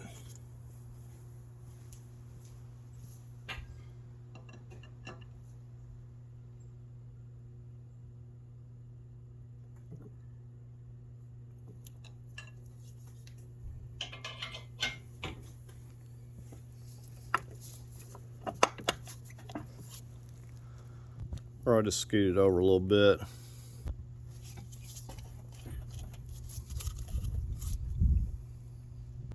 Okay, I finally figured out I needed to pick up on the AC compressor down there. It was kind of pulling that line down when it was in a bind.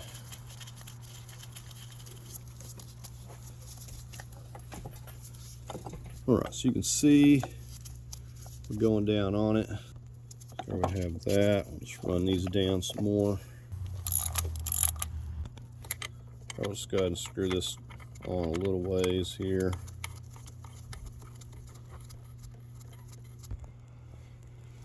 Okay, so we're going to try to work on getting this mount on over here. Hopefully get this untwisted. Alright, we'll start with this.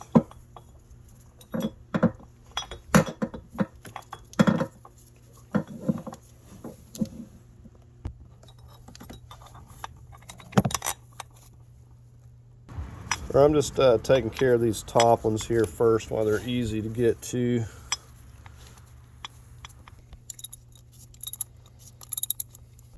Okay, I'm going to go ahead and lower it down a little bit so I can get that lower bolt. I may have to lift it back up to torque these top ones.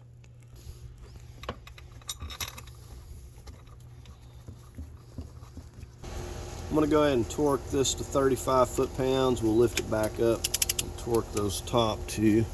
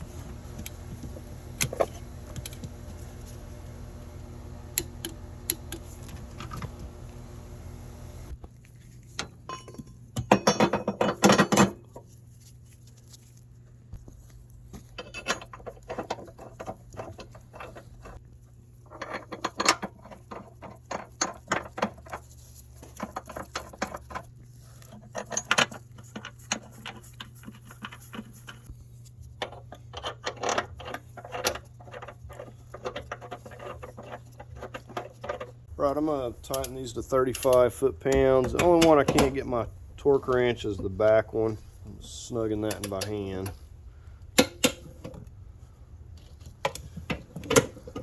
Just using an extension here for these.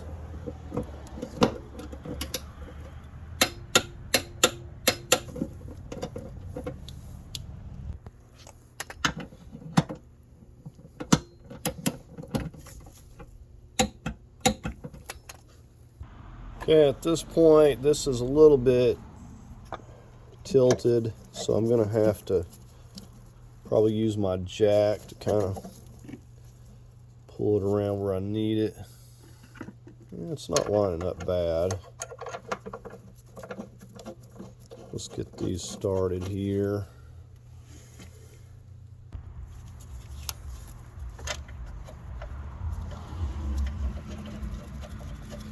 Again, I'm putting medium Loctite on all these bolts.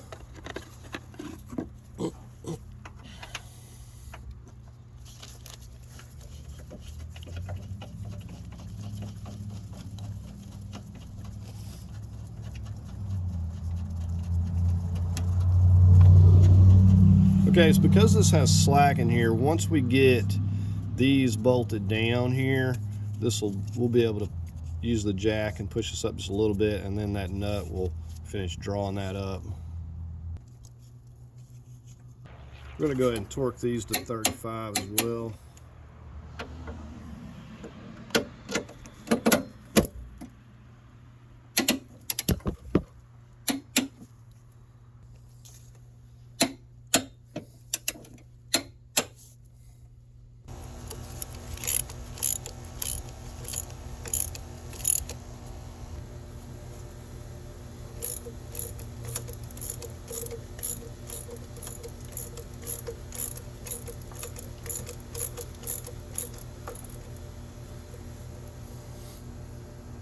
I'm going to go ahead and torque this to 35 as well.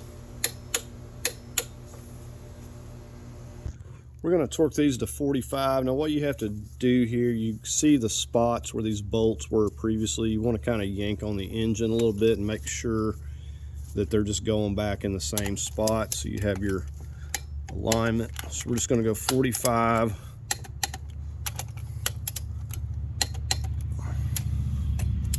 Once we get these torqued, we'll torque this nut down here to 45 as well. We'll go ahead and get the lift out of the way.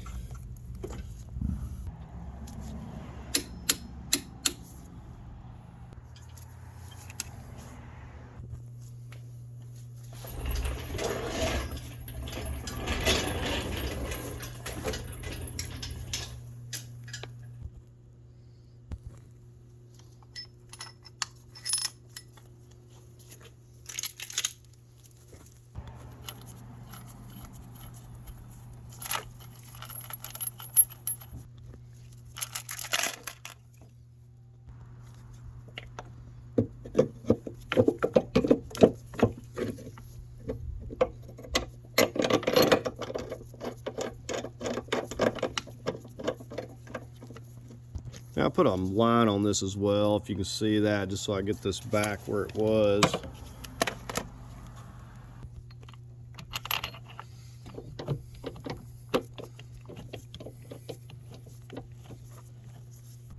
Torque these to 45 as well.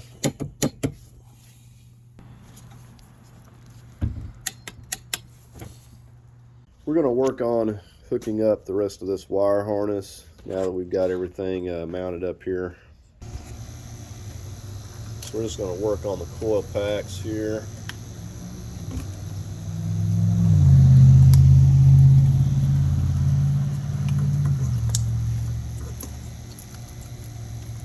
We've got our two grounds up here.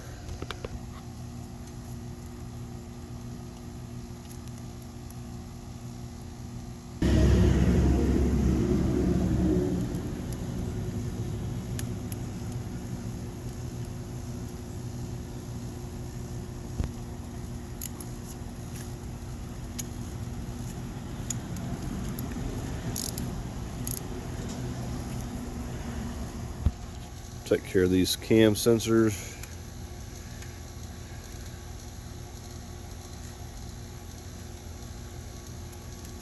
And this.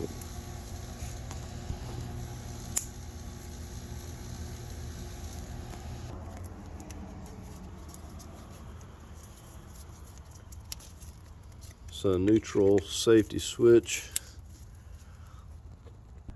Now I've got a bracket that's missing on this one. I'm going to have to transfer it over. You can see where it bolts up here, but I'm just going to leave it like that for now.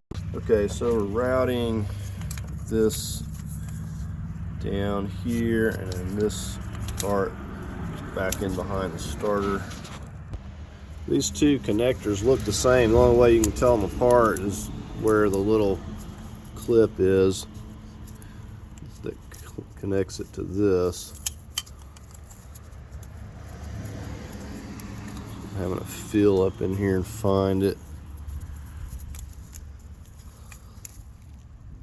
Go ahead and hook the starter wires up here.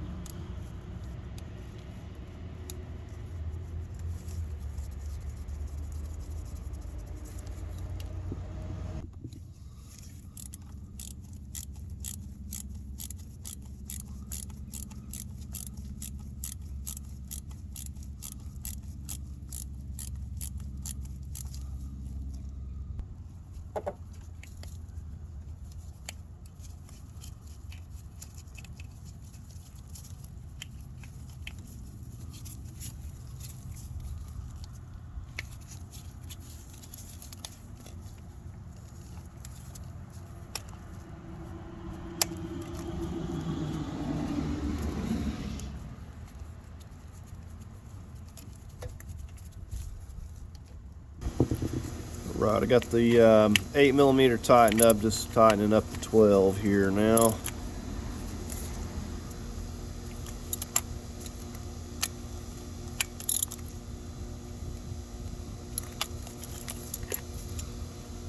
Okay, we're over here by the transmission. I'm going to take care of this sensor that's broken here I was telling you about.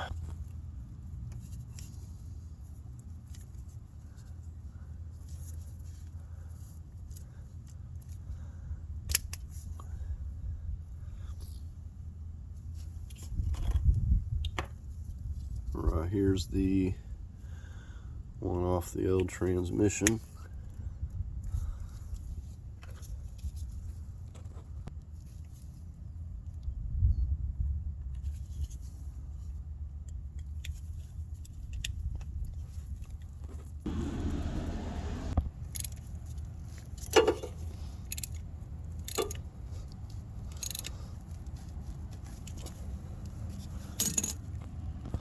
Alright, let's take care of this ground wire over here beside it.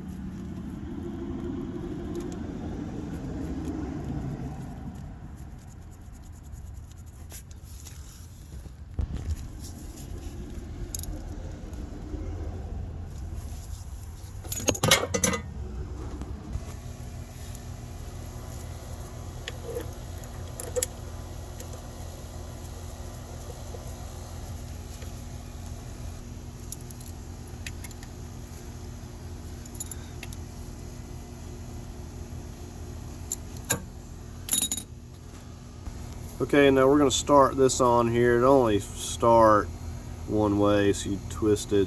It's only going to get start on there one way. I want to show you this little lock again. Okay, if you look right there, okay, so that is the part you have to push this way, like that, in order to get this thing turning. So when you get it on there, you have to push that, or it's going to get locked. You see how that pulls over, and then we'll twist it on. I'll set it up here so you can kind of feel. So once we get it right there, see how I turned it that little bit and then it went into place. Now we can push the lock and start turning it. So here's my little lock. Let's push it.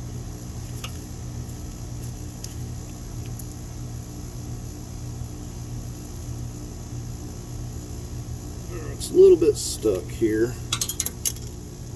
Okay, so this is one of the worst ones I've ever seen. Like I said, this is a replacement harness. I'm thinking that they got rough with this or something when removing it, but I had to start out with oh gosh, I don't even know where my pliers are, but anyways, I'll put a little bit of this PB Blaster, just a little bit on this edges here, and then wiped the excess off.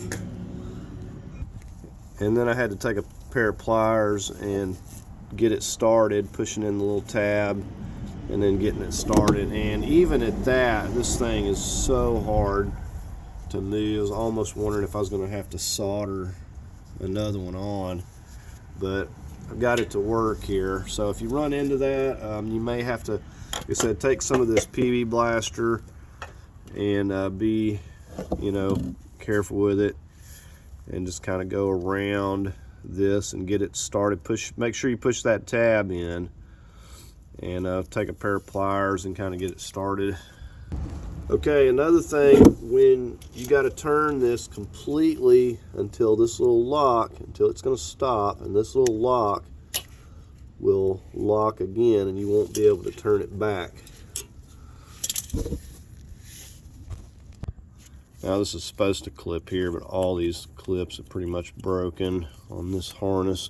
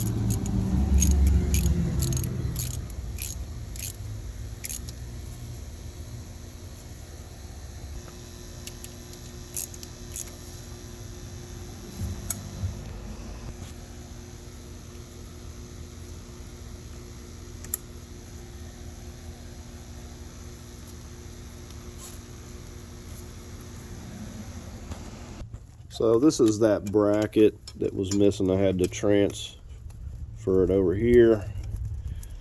And it's got the 2 bolts that go in under here. A lot of the clips are broken off of this wire, but I think the main thing is that it supports this down here. We'll get our bolts. I'm putting Loctite on all these. So got one more.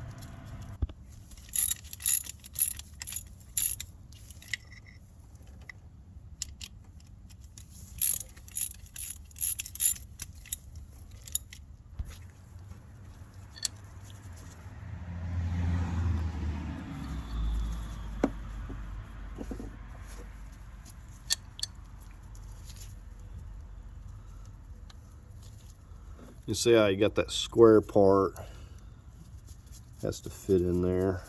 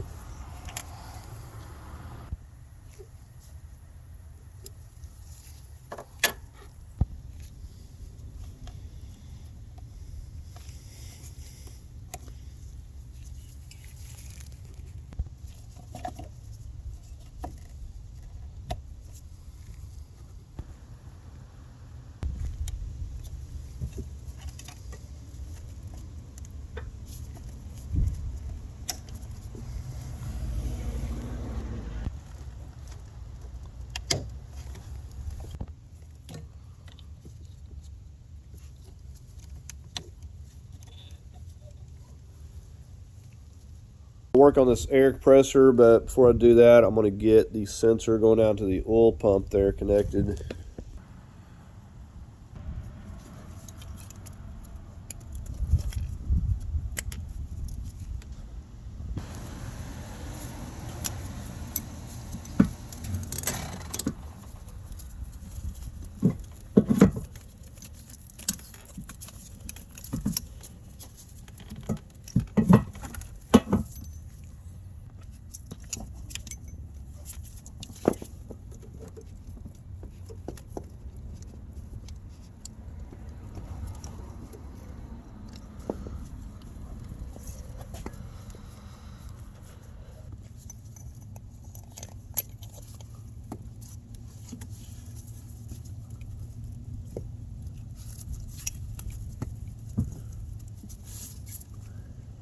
You have to take care with these because they're small bolts, easy to get cross threads. So you have to kind of rock this thing around, get them started real good by hand first.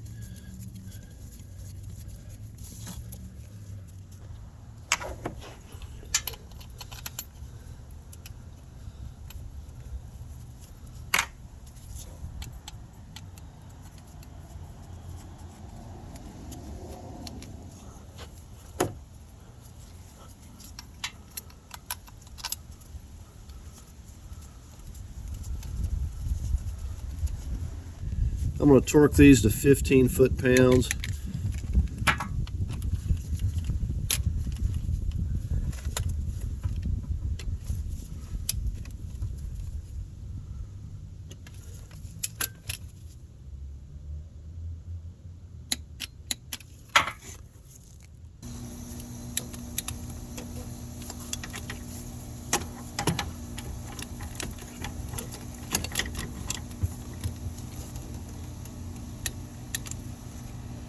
Now I can't connect this because this was torn off previously by somebody, and I need to put the pigtail going to the compressor here, so I'm going to have to come back and solder this on at a later time. So I'm just going to leave this here. We're going to go ahead and get the exhaust manifold back on here. I've already cleaned that surface up before I ever put the tape on there. I've also taken the time to put a little bit of anti-seize, not a lot.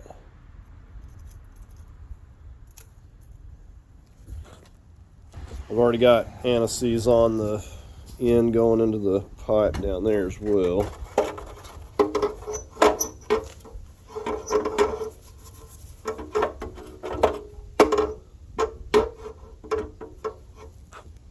While this is loose, I'm going to go under and try to attach that before it gets in a bind.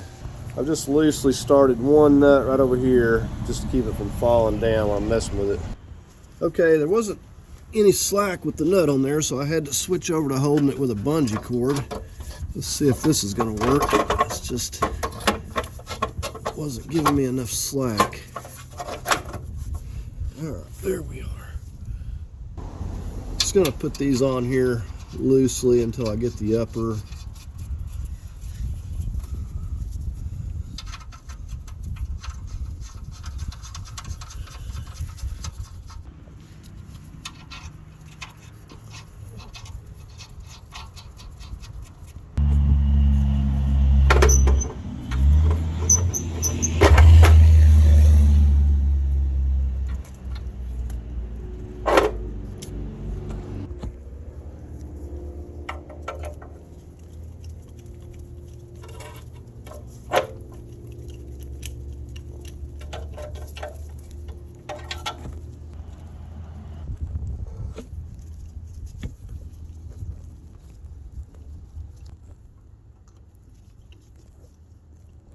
I'm going to torque these to 35 foot-pounds, start in the middle.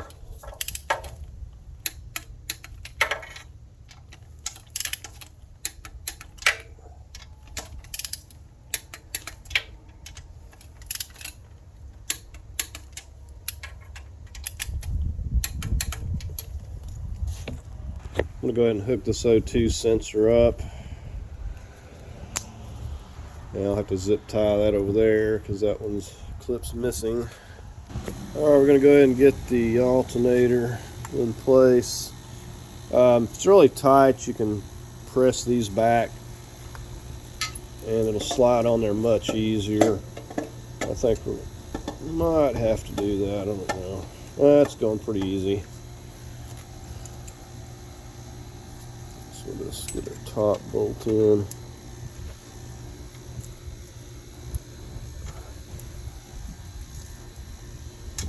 Maybe doing this out of order. I may have to put this bolt in first.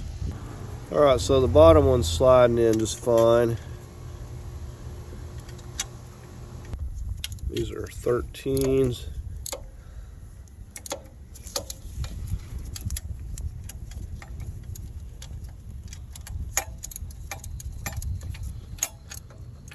I'm going to torque these to 25. Just getting the lower.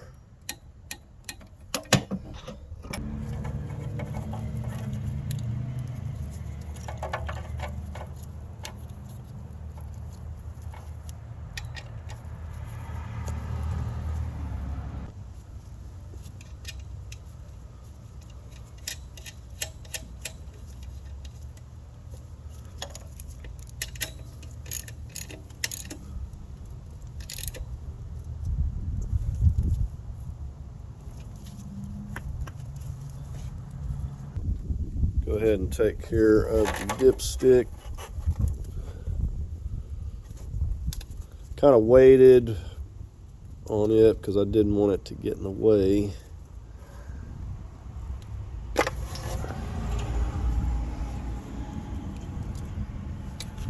Alright, so we're going to go down in here like so.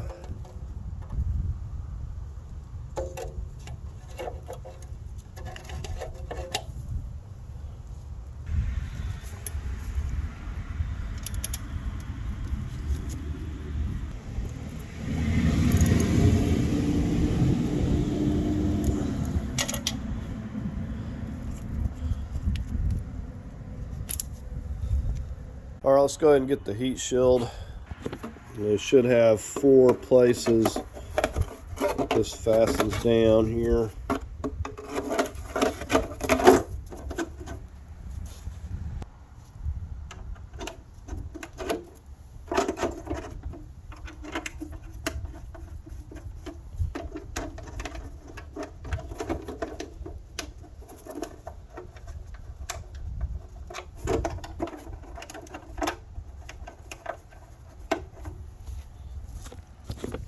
Okay, the one here actually got the little bolt snapped off in it, so these 3 will hold it from rattling just fine.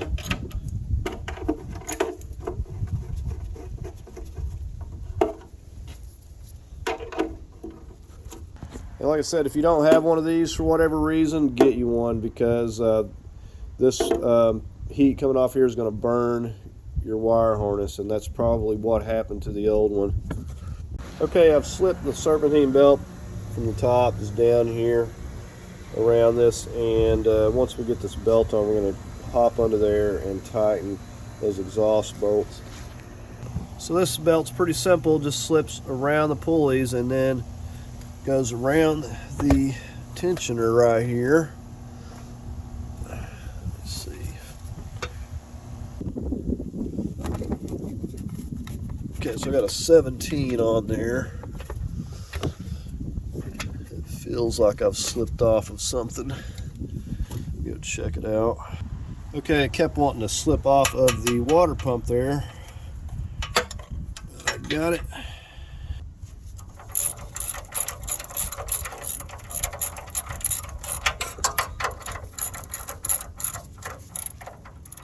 I'm going to torque these to 35 foot-pounds.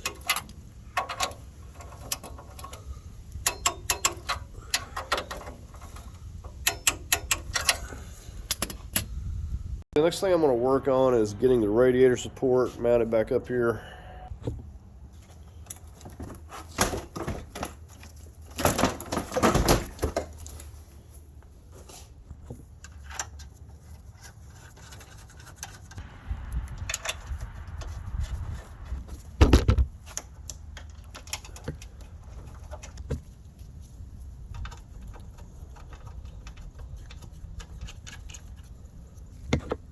Now we've got 8 of these bolts all together.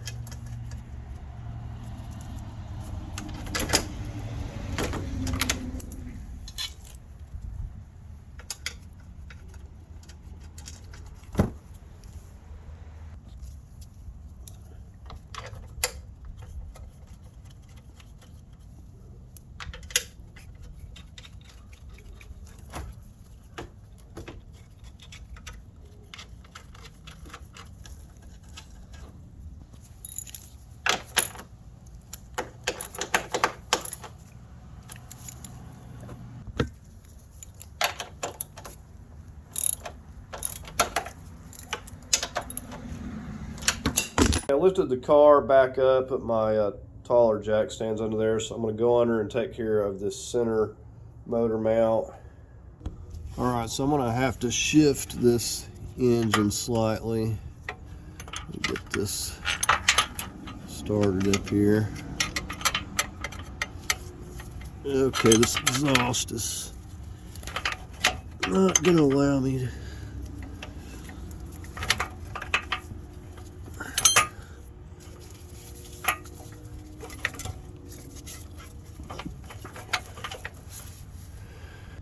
Okay, so I was able to pull the motor this way enough to get that bolt to start there. put a little medium Loctite on it. I'm just pushing it.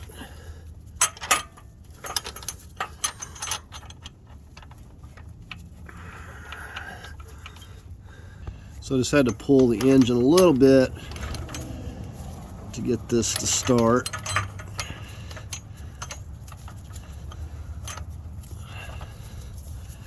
I need to do the same thing over here. Okay, I got the back one started, but I'm gonna have to go out there with my extension to turn that a little bit. So we're just turning it here. Of course, we want to make sure it doesn't try to cross thread. Okay, I've got this one ran all the way down. We'll go back underneath and tighten the other one.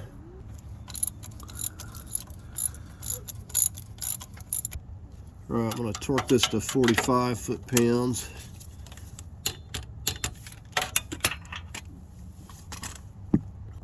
All right, while we're right here at this, we're going to take care of this downstream O2 sensor.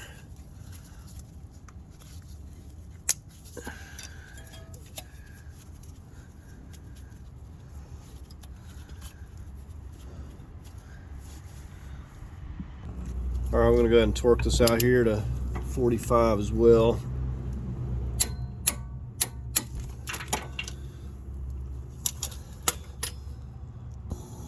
All right, I want to take the time to grease this. Just run that. And of course, I've already cleaned it off. Okay, well, took this silicone paste and went all the way around this. This is our passenger side. Let's go ahead and start feeding this in.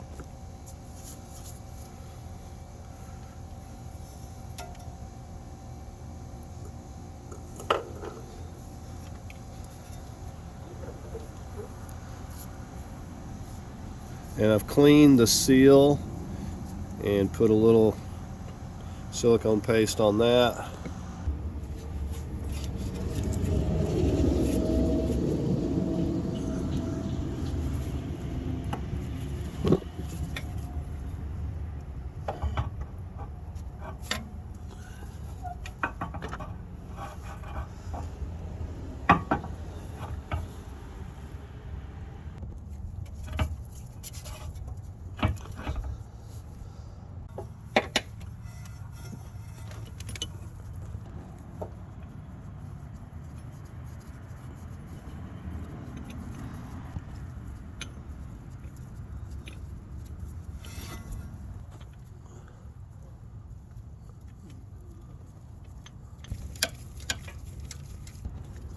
All right, I'm going to torque this to 25.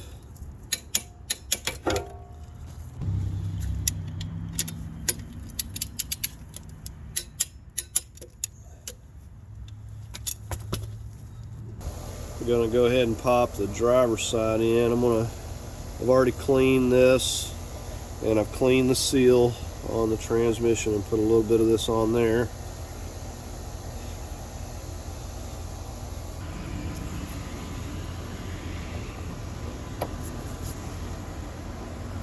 We're just going to pop this a few times. It'll pop in here.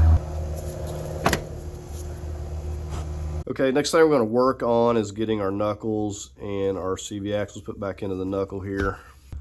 Okay, first thing we're going to do, take this white lithium PB blaster, spray this down real good.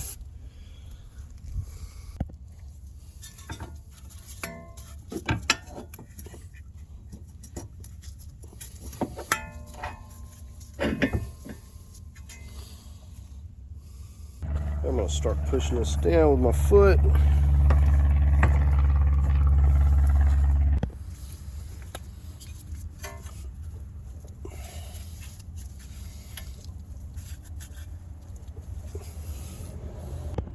Right, so looks like I'm using my crowbar a little bit here. Try to get it in a position. This may try to get in a bind, so make sure your CV axle is not caught. Alright, there we go. So pretty much just fell right in place. Alright, we got our bolt here, pinch bolt, and start feeding it from the back. Got some medium Loctite on it. And we'll need to wiggle this a little bit to get it to feed through. And get the nut on.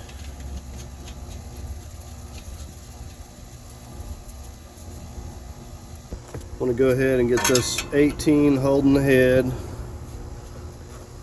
I'm going to go ahead and torque this to 60 foot-pounds. Go ahead and get our axle nut on. We'll be torquing this down later on.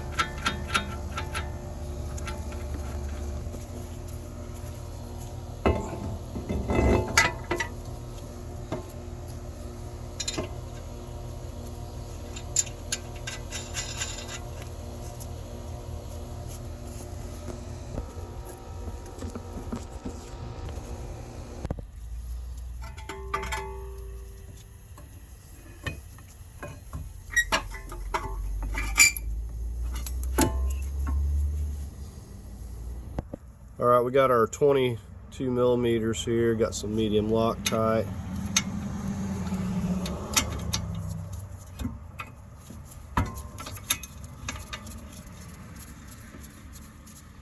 Get the lower.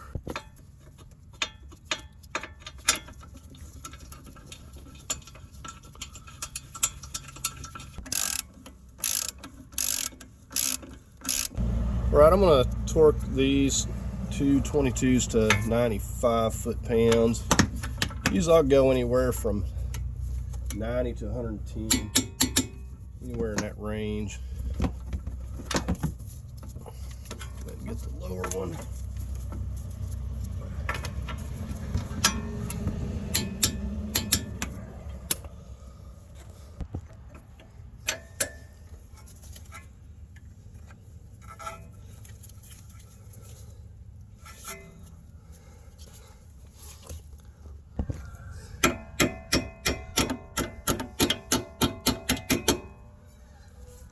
Okay, I'm getting ready to put the radiator back in. I want to show you something real quick.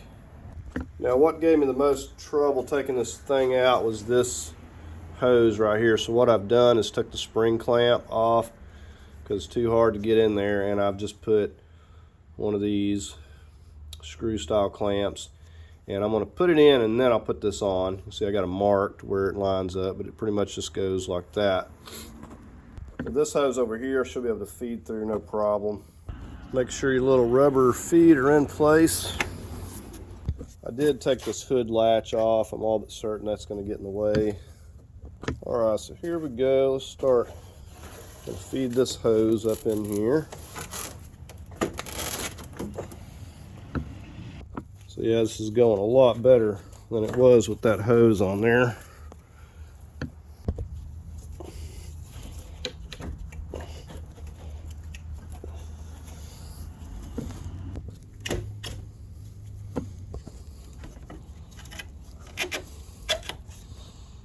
All right, I'm gonna go ahead and take the cardboard off, and we're gonna go ahead and fasten this back down into the radiator places there.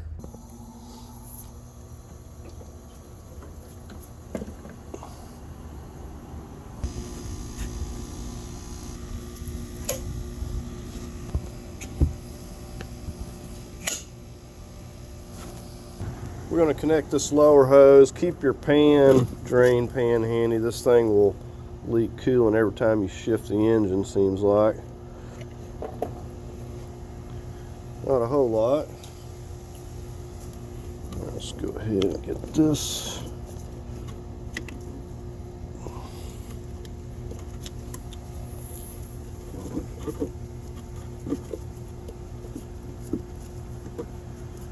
And I just put an arrow so I line it back up in the same spot.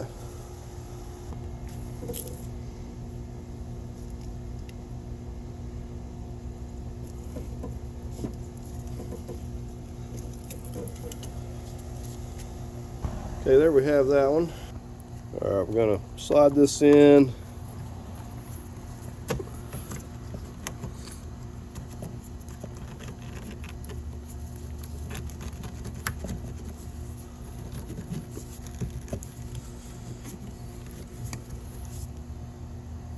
Okay, so you can see I put my little screw clamp over on this side because I have the most room, and I can just go down here with my 8mm.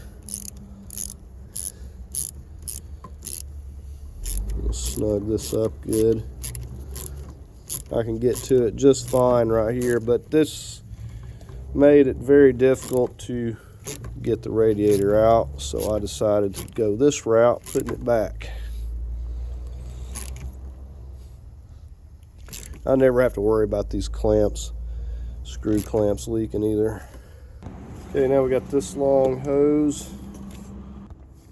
I'm gonna lay it. It's gonna go back down around that. And I'm gonna find my clamp. Okay, well, I've got that hooked. I'm gonna attempt to push this on here.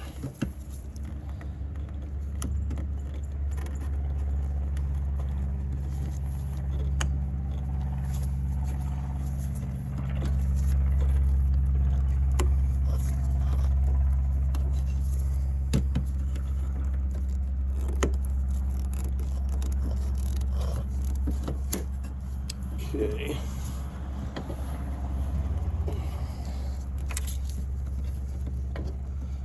I'm just trying to work this clamp up here as best I can. Alright, that looks pretty good. And if I spring a leak here, I can get to it, so not too big of a deal.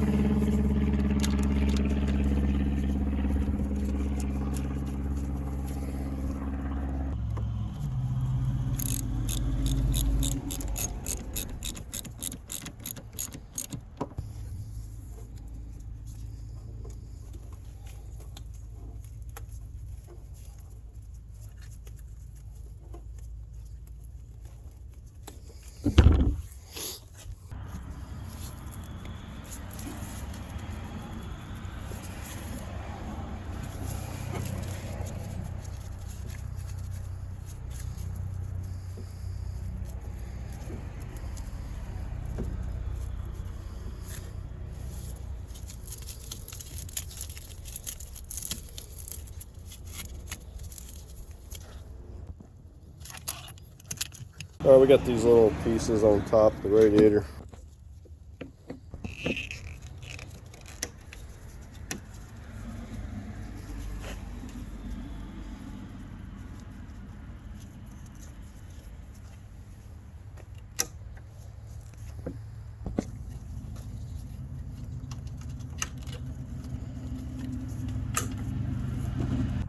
Okay, before we hook this hood latch up, I want to show you this cable is running down here, and there's a spot right here.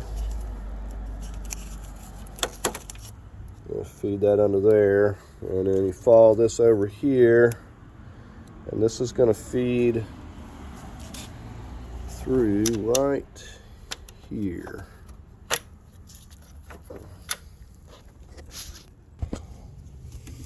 Now I realized it was better to have the slack over there before feeding this on, so you may have to put it in place after you get this attached. You get a screwdriver. Okay, so just pop that back behind there. Now we got to snap this on. Let me get a better angle. Okay, so you see we just got to pop that into that slot right there.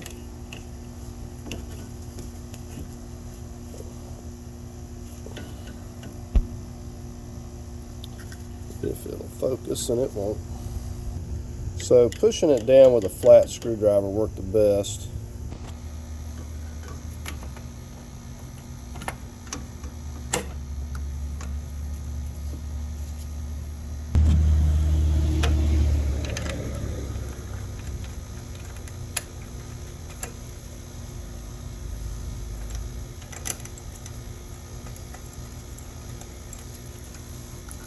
try to put it back in the same place. If your hood doesn't shut right, then you'll have to adjust this, either raise it up or down slightly.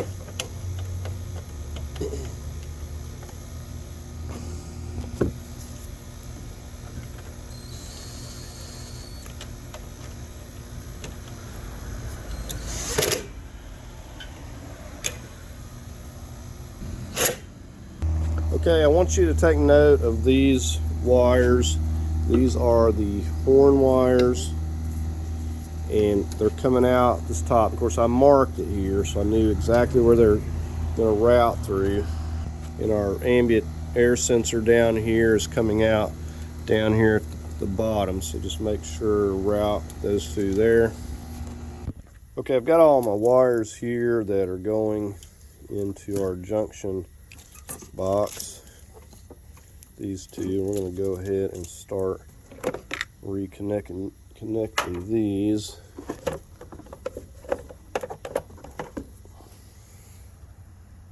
Okay, I believe it's this one that goes on the bottom here. Let's get this brown one here first.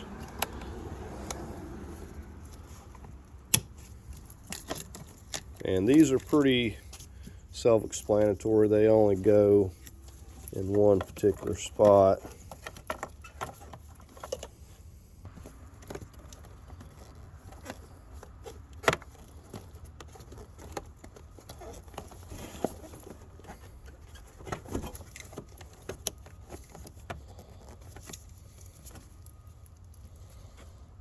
Okay, this little piece here is going to slide down that, and this next one should clip down onto there, and then we bring the next wire on us in here.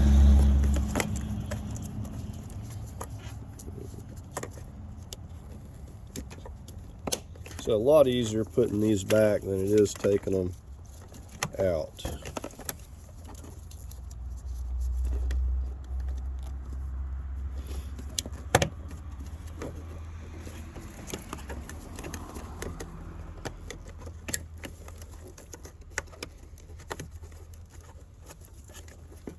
All right, so we got all of those in that box.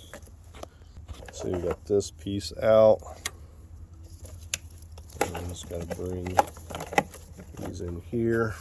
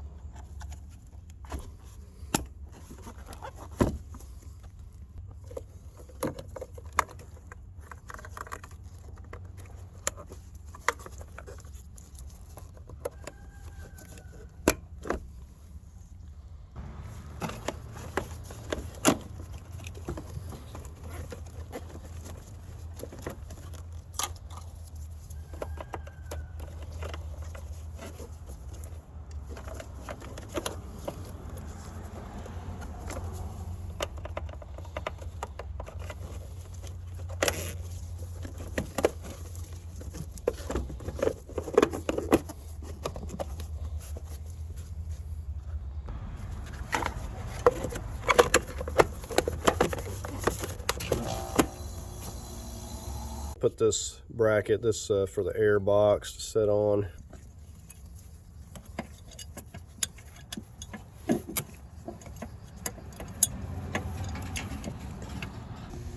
Now that wire is kind of right in your way, but kind of go around it. Okay, so we got that piece in for the air box. The next one I'm going to work on is this piece. So it sits right down here. We got these two bolts.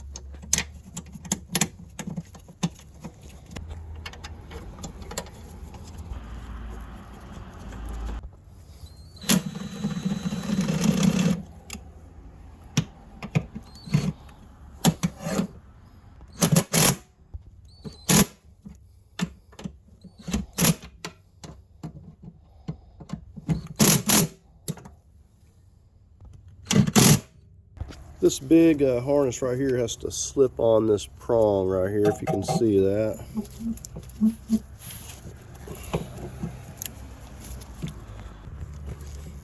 All right, so we got that supported. Okay, this piece is going to wrap back around here.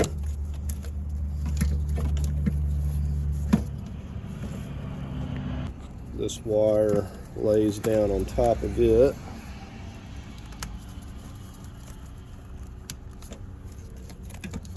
And these two down here are broken.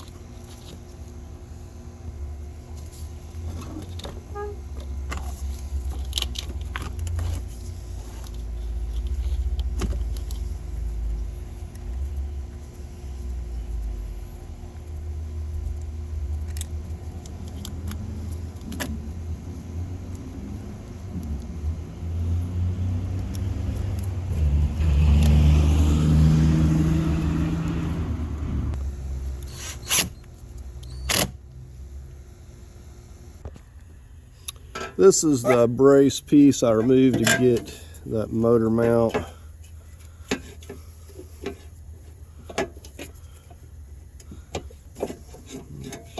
what's going on here?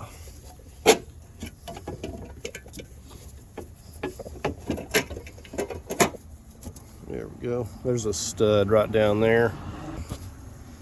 So it's catching on that a little bit. We're just going to get them all loosely in.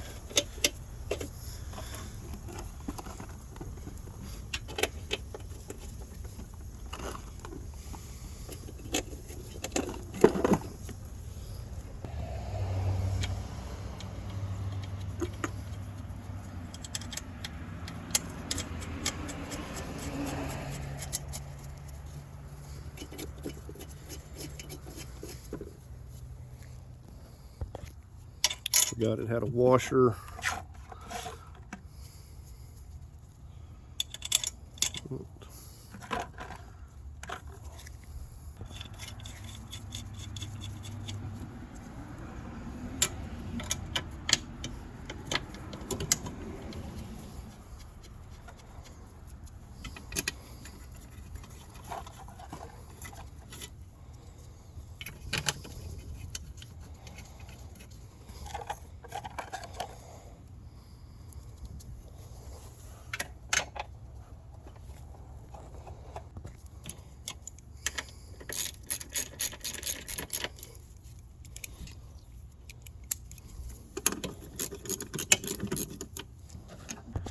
Okay, so we got all those snug down on both sides. I'm gonna go ahead and set that other piece up here. I think all these clips broke, so I'm gonna have to get some more of those before I can fasten that.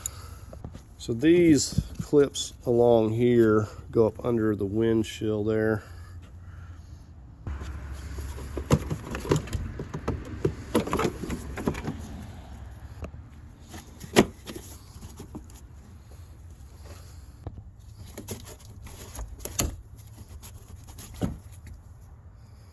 All right, we're gonna go ahead and get these wipers.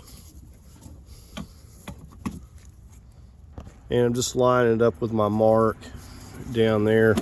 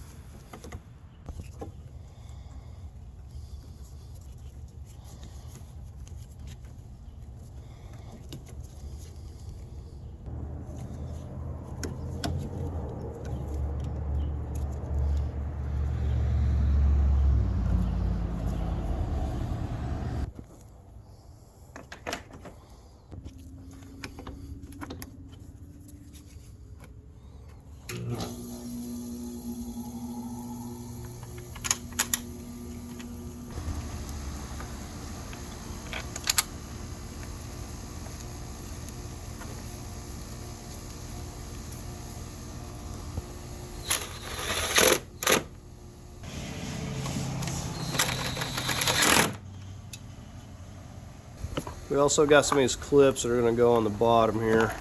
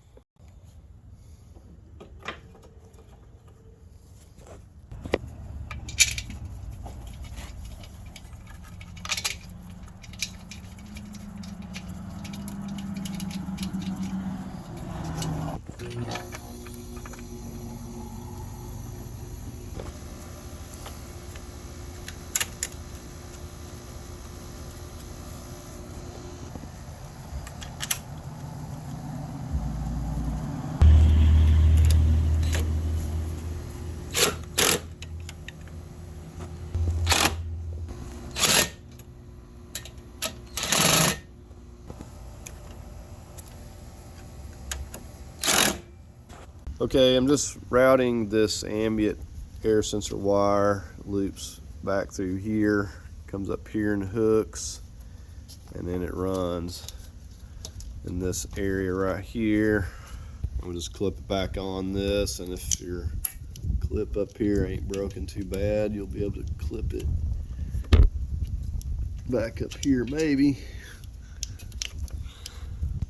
Finally got it to go. Okay, we got our horn wire here. You can see these clip underneath here.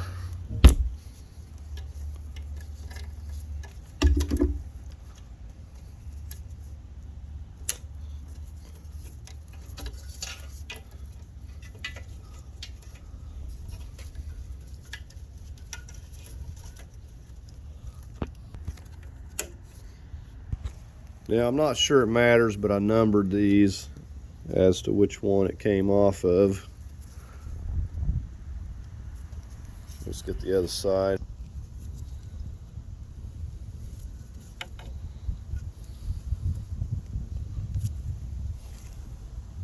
And hook up the washer tank here. I've got a ground I need to reconnect in the fender well. So we got one just like this on the other side as well.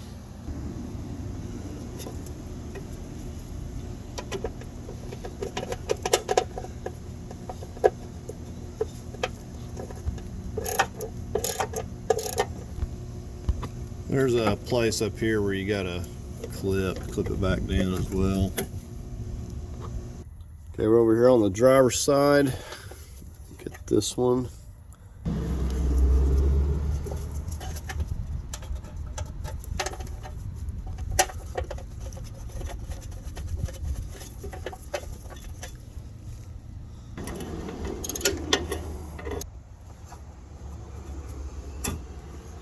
Go ahead and get the headlights back in. We got 4 bolts here, 10 millimeters.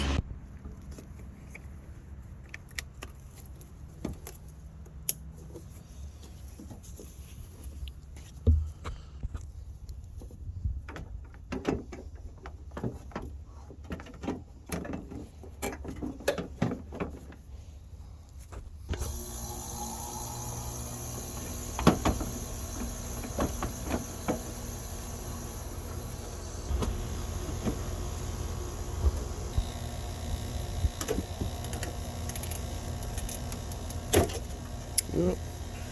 That happens on these. This is mainly just to hold it here in this, and these things get brittle. So anyway, the bolt's gonna hold it.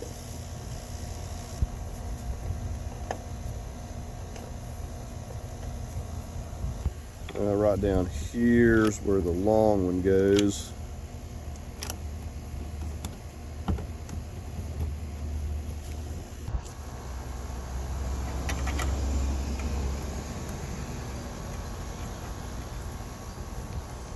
Alright, and right under here we got the short.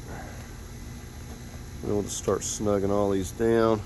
And once I got the bolts loosely in, I'm just kind of like looking at this, kind of making sure it's nice and snug, where there's not no big gap here anywhere.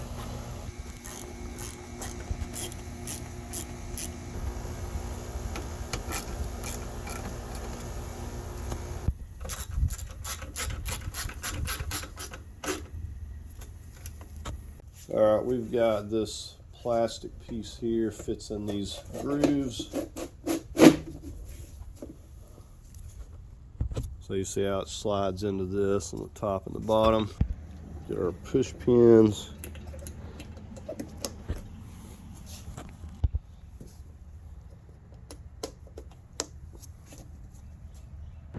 Alright, we're going to go ahead and get the bumper on here next. I'm going to get the fog lights hooked up after we set the bumper in place. I'm going to be replacing this grill eventually. It's all busted up a little bit.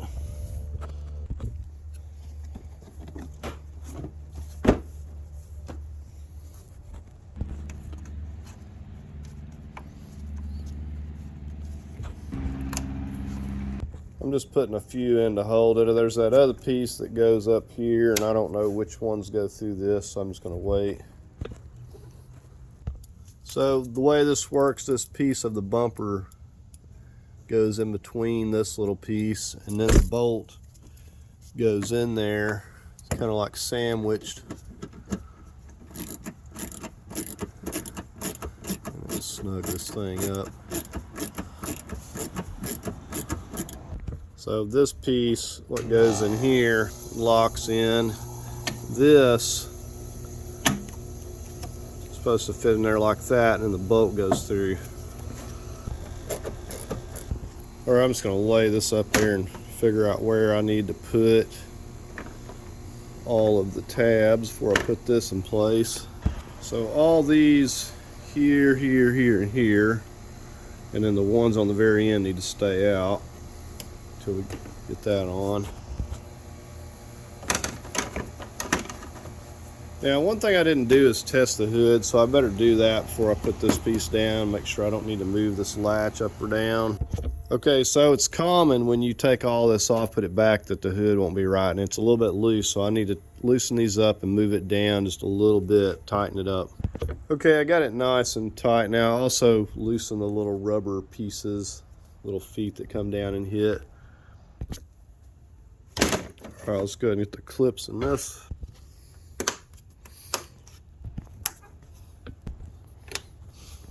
All right, I'm just gonna hook my fog lights up here. Get the other side.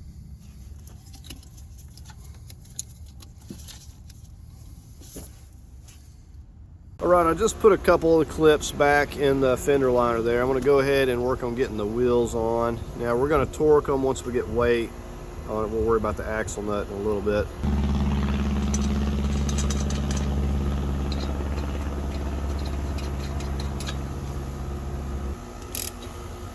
Okay, so I never did drain the oil out of this, but if you did drain the oil, go ahead and top your oil off. Make sure you got that filled. So the oil in here actually looked pretty clean, like it had a recent oil change, so I did not see the need to mess with it. Okay, so next thing we're going to get on is filling the transmission. You want to make sure that you got your plug tightened and everything. Now if this thing hasn't been removed, you got this little clip in here. You have to go in with a screwdriver and push it over, pull that off there. I just put it on here like this. It never comes off. I also have a dipstick to check this with, but I prefer to do it with it from the overflow plug. Okay, so I don't know how many quarts it's going to take. I have 8 quarts altogether. I've got this and 2 more. I'm using this Valvoline CVT. Now, said I'm not sure how many it's going to take because I think it's a 10-quart system. It depends on how much they drain, and if it's pretty empty, it may take more than 8 quarts. So I'm going to start off with 6 or so, maybe 5, and I'm probably going to go from there. Circulate it and check it from there. This thing barely fits in here, and I don't want any mishaps.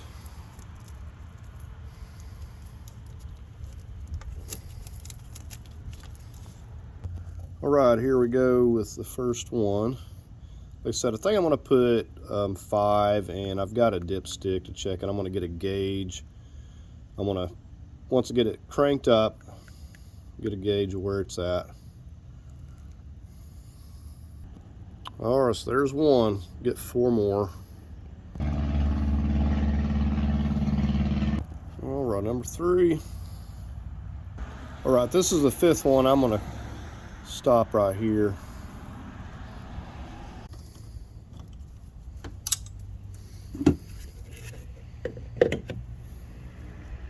So the old coolant I drained out, I'm just gonna re-pour it up. I've got a paint filter, so if there is any debris, we're gonna catch it. But a lot of times, if it's not like really dirty, I'll just reuse it.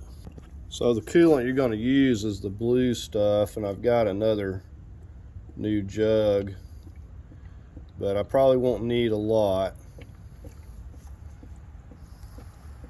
So I got a whole jug in there already. Now this is a another partial jug that I had. I'm going to pour a little bit more of this, see how much more it's going to take. You see how blue this is. All right, looks like I got a gallon and maybe a quarter of a gallon. I'm going to go ahead and fill this little overflow bottle.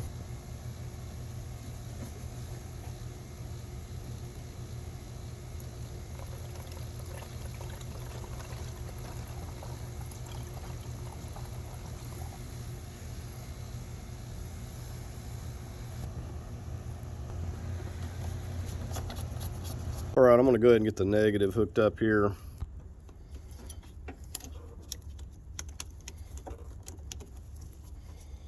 Okay, my negative had slipped out. It goes through the back here like this and goes underneath that.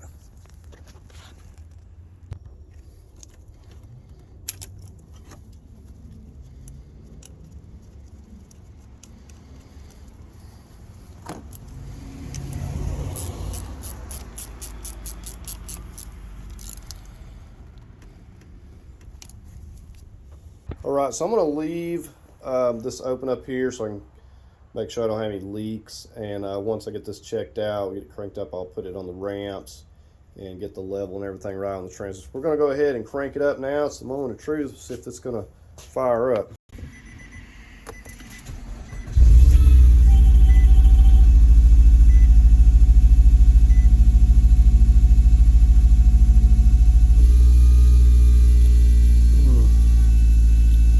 So we're cranked up here. Okay, I went ahead and just got the car set down on ramps, so we've got it all leveled out. Now the next thing I'm going to do just to get a gauge on is use this dipstick here. Now we're supposed to check it with it running, but even with it not running, we should have it registering on this dipstick, or we don't have enough. And it's just barely at the tip there, so we're going to have to add quite a bit more. So I'm just going to go ahead and add another cord here. Okay, so I've just come in here and run it through the gears for now, and I'm just going out there and checking. It seems like I've about got the fluid right. I'm at, looks like about 7 quarts. We're going to torque these to 85 foot-pounds.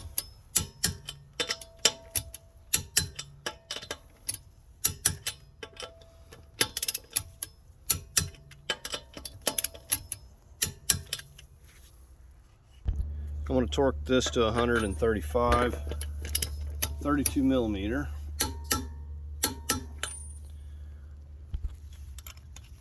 Our castle nut, we'll make sure it lines up with the hole there.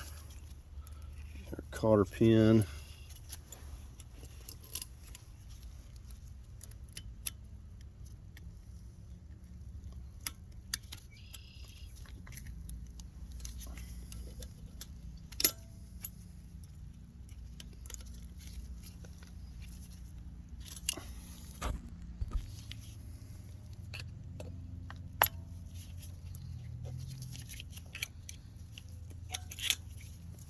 No, it's not wanting to stay still on me here. All right, there we have it.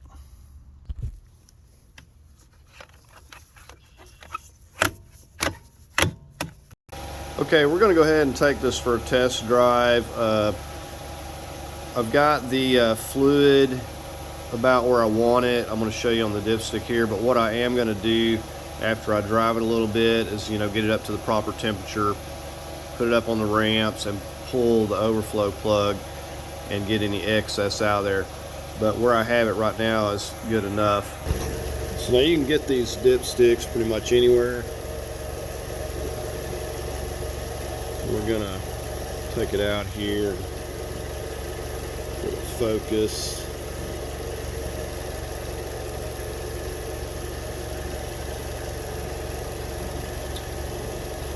Okay, so I put it back in there, we'll check it again. So you probably can't see it, but it's up above this little hatch right here a little bit. But I'm gonna, like I said, I'm gonna check it on the ramps and pull the overflow plug until it trickles out.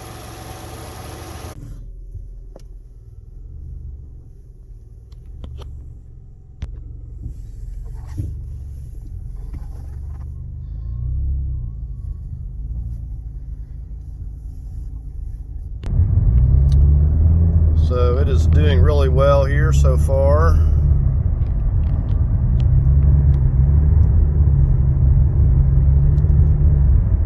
I said before, you couldn't hardly even get this thing to move in the yard.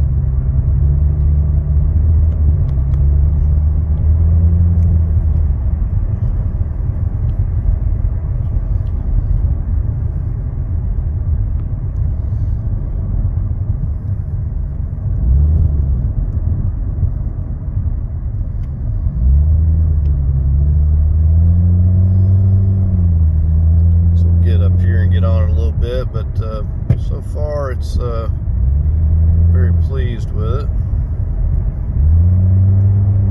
Like I said, I'm going to drive it around a little bit, circulate the fluid, and then I'm just going to take the excess out. You definitely want to make sure you pull the overflow plug with it level 104 degrees, get out any excess. You just want a little trickle coming out of there.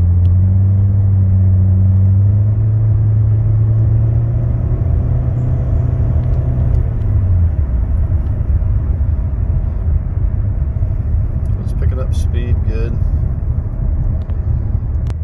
So anyways, I wanted to show you all this going down the road. We do have it working again.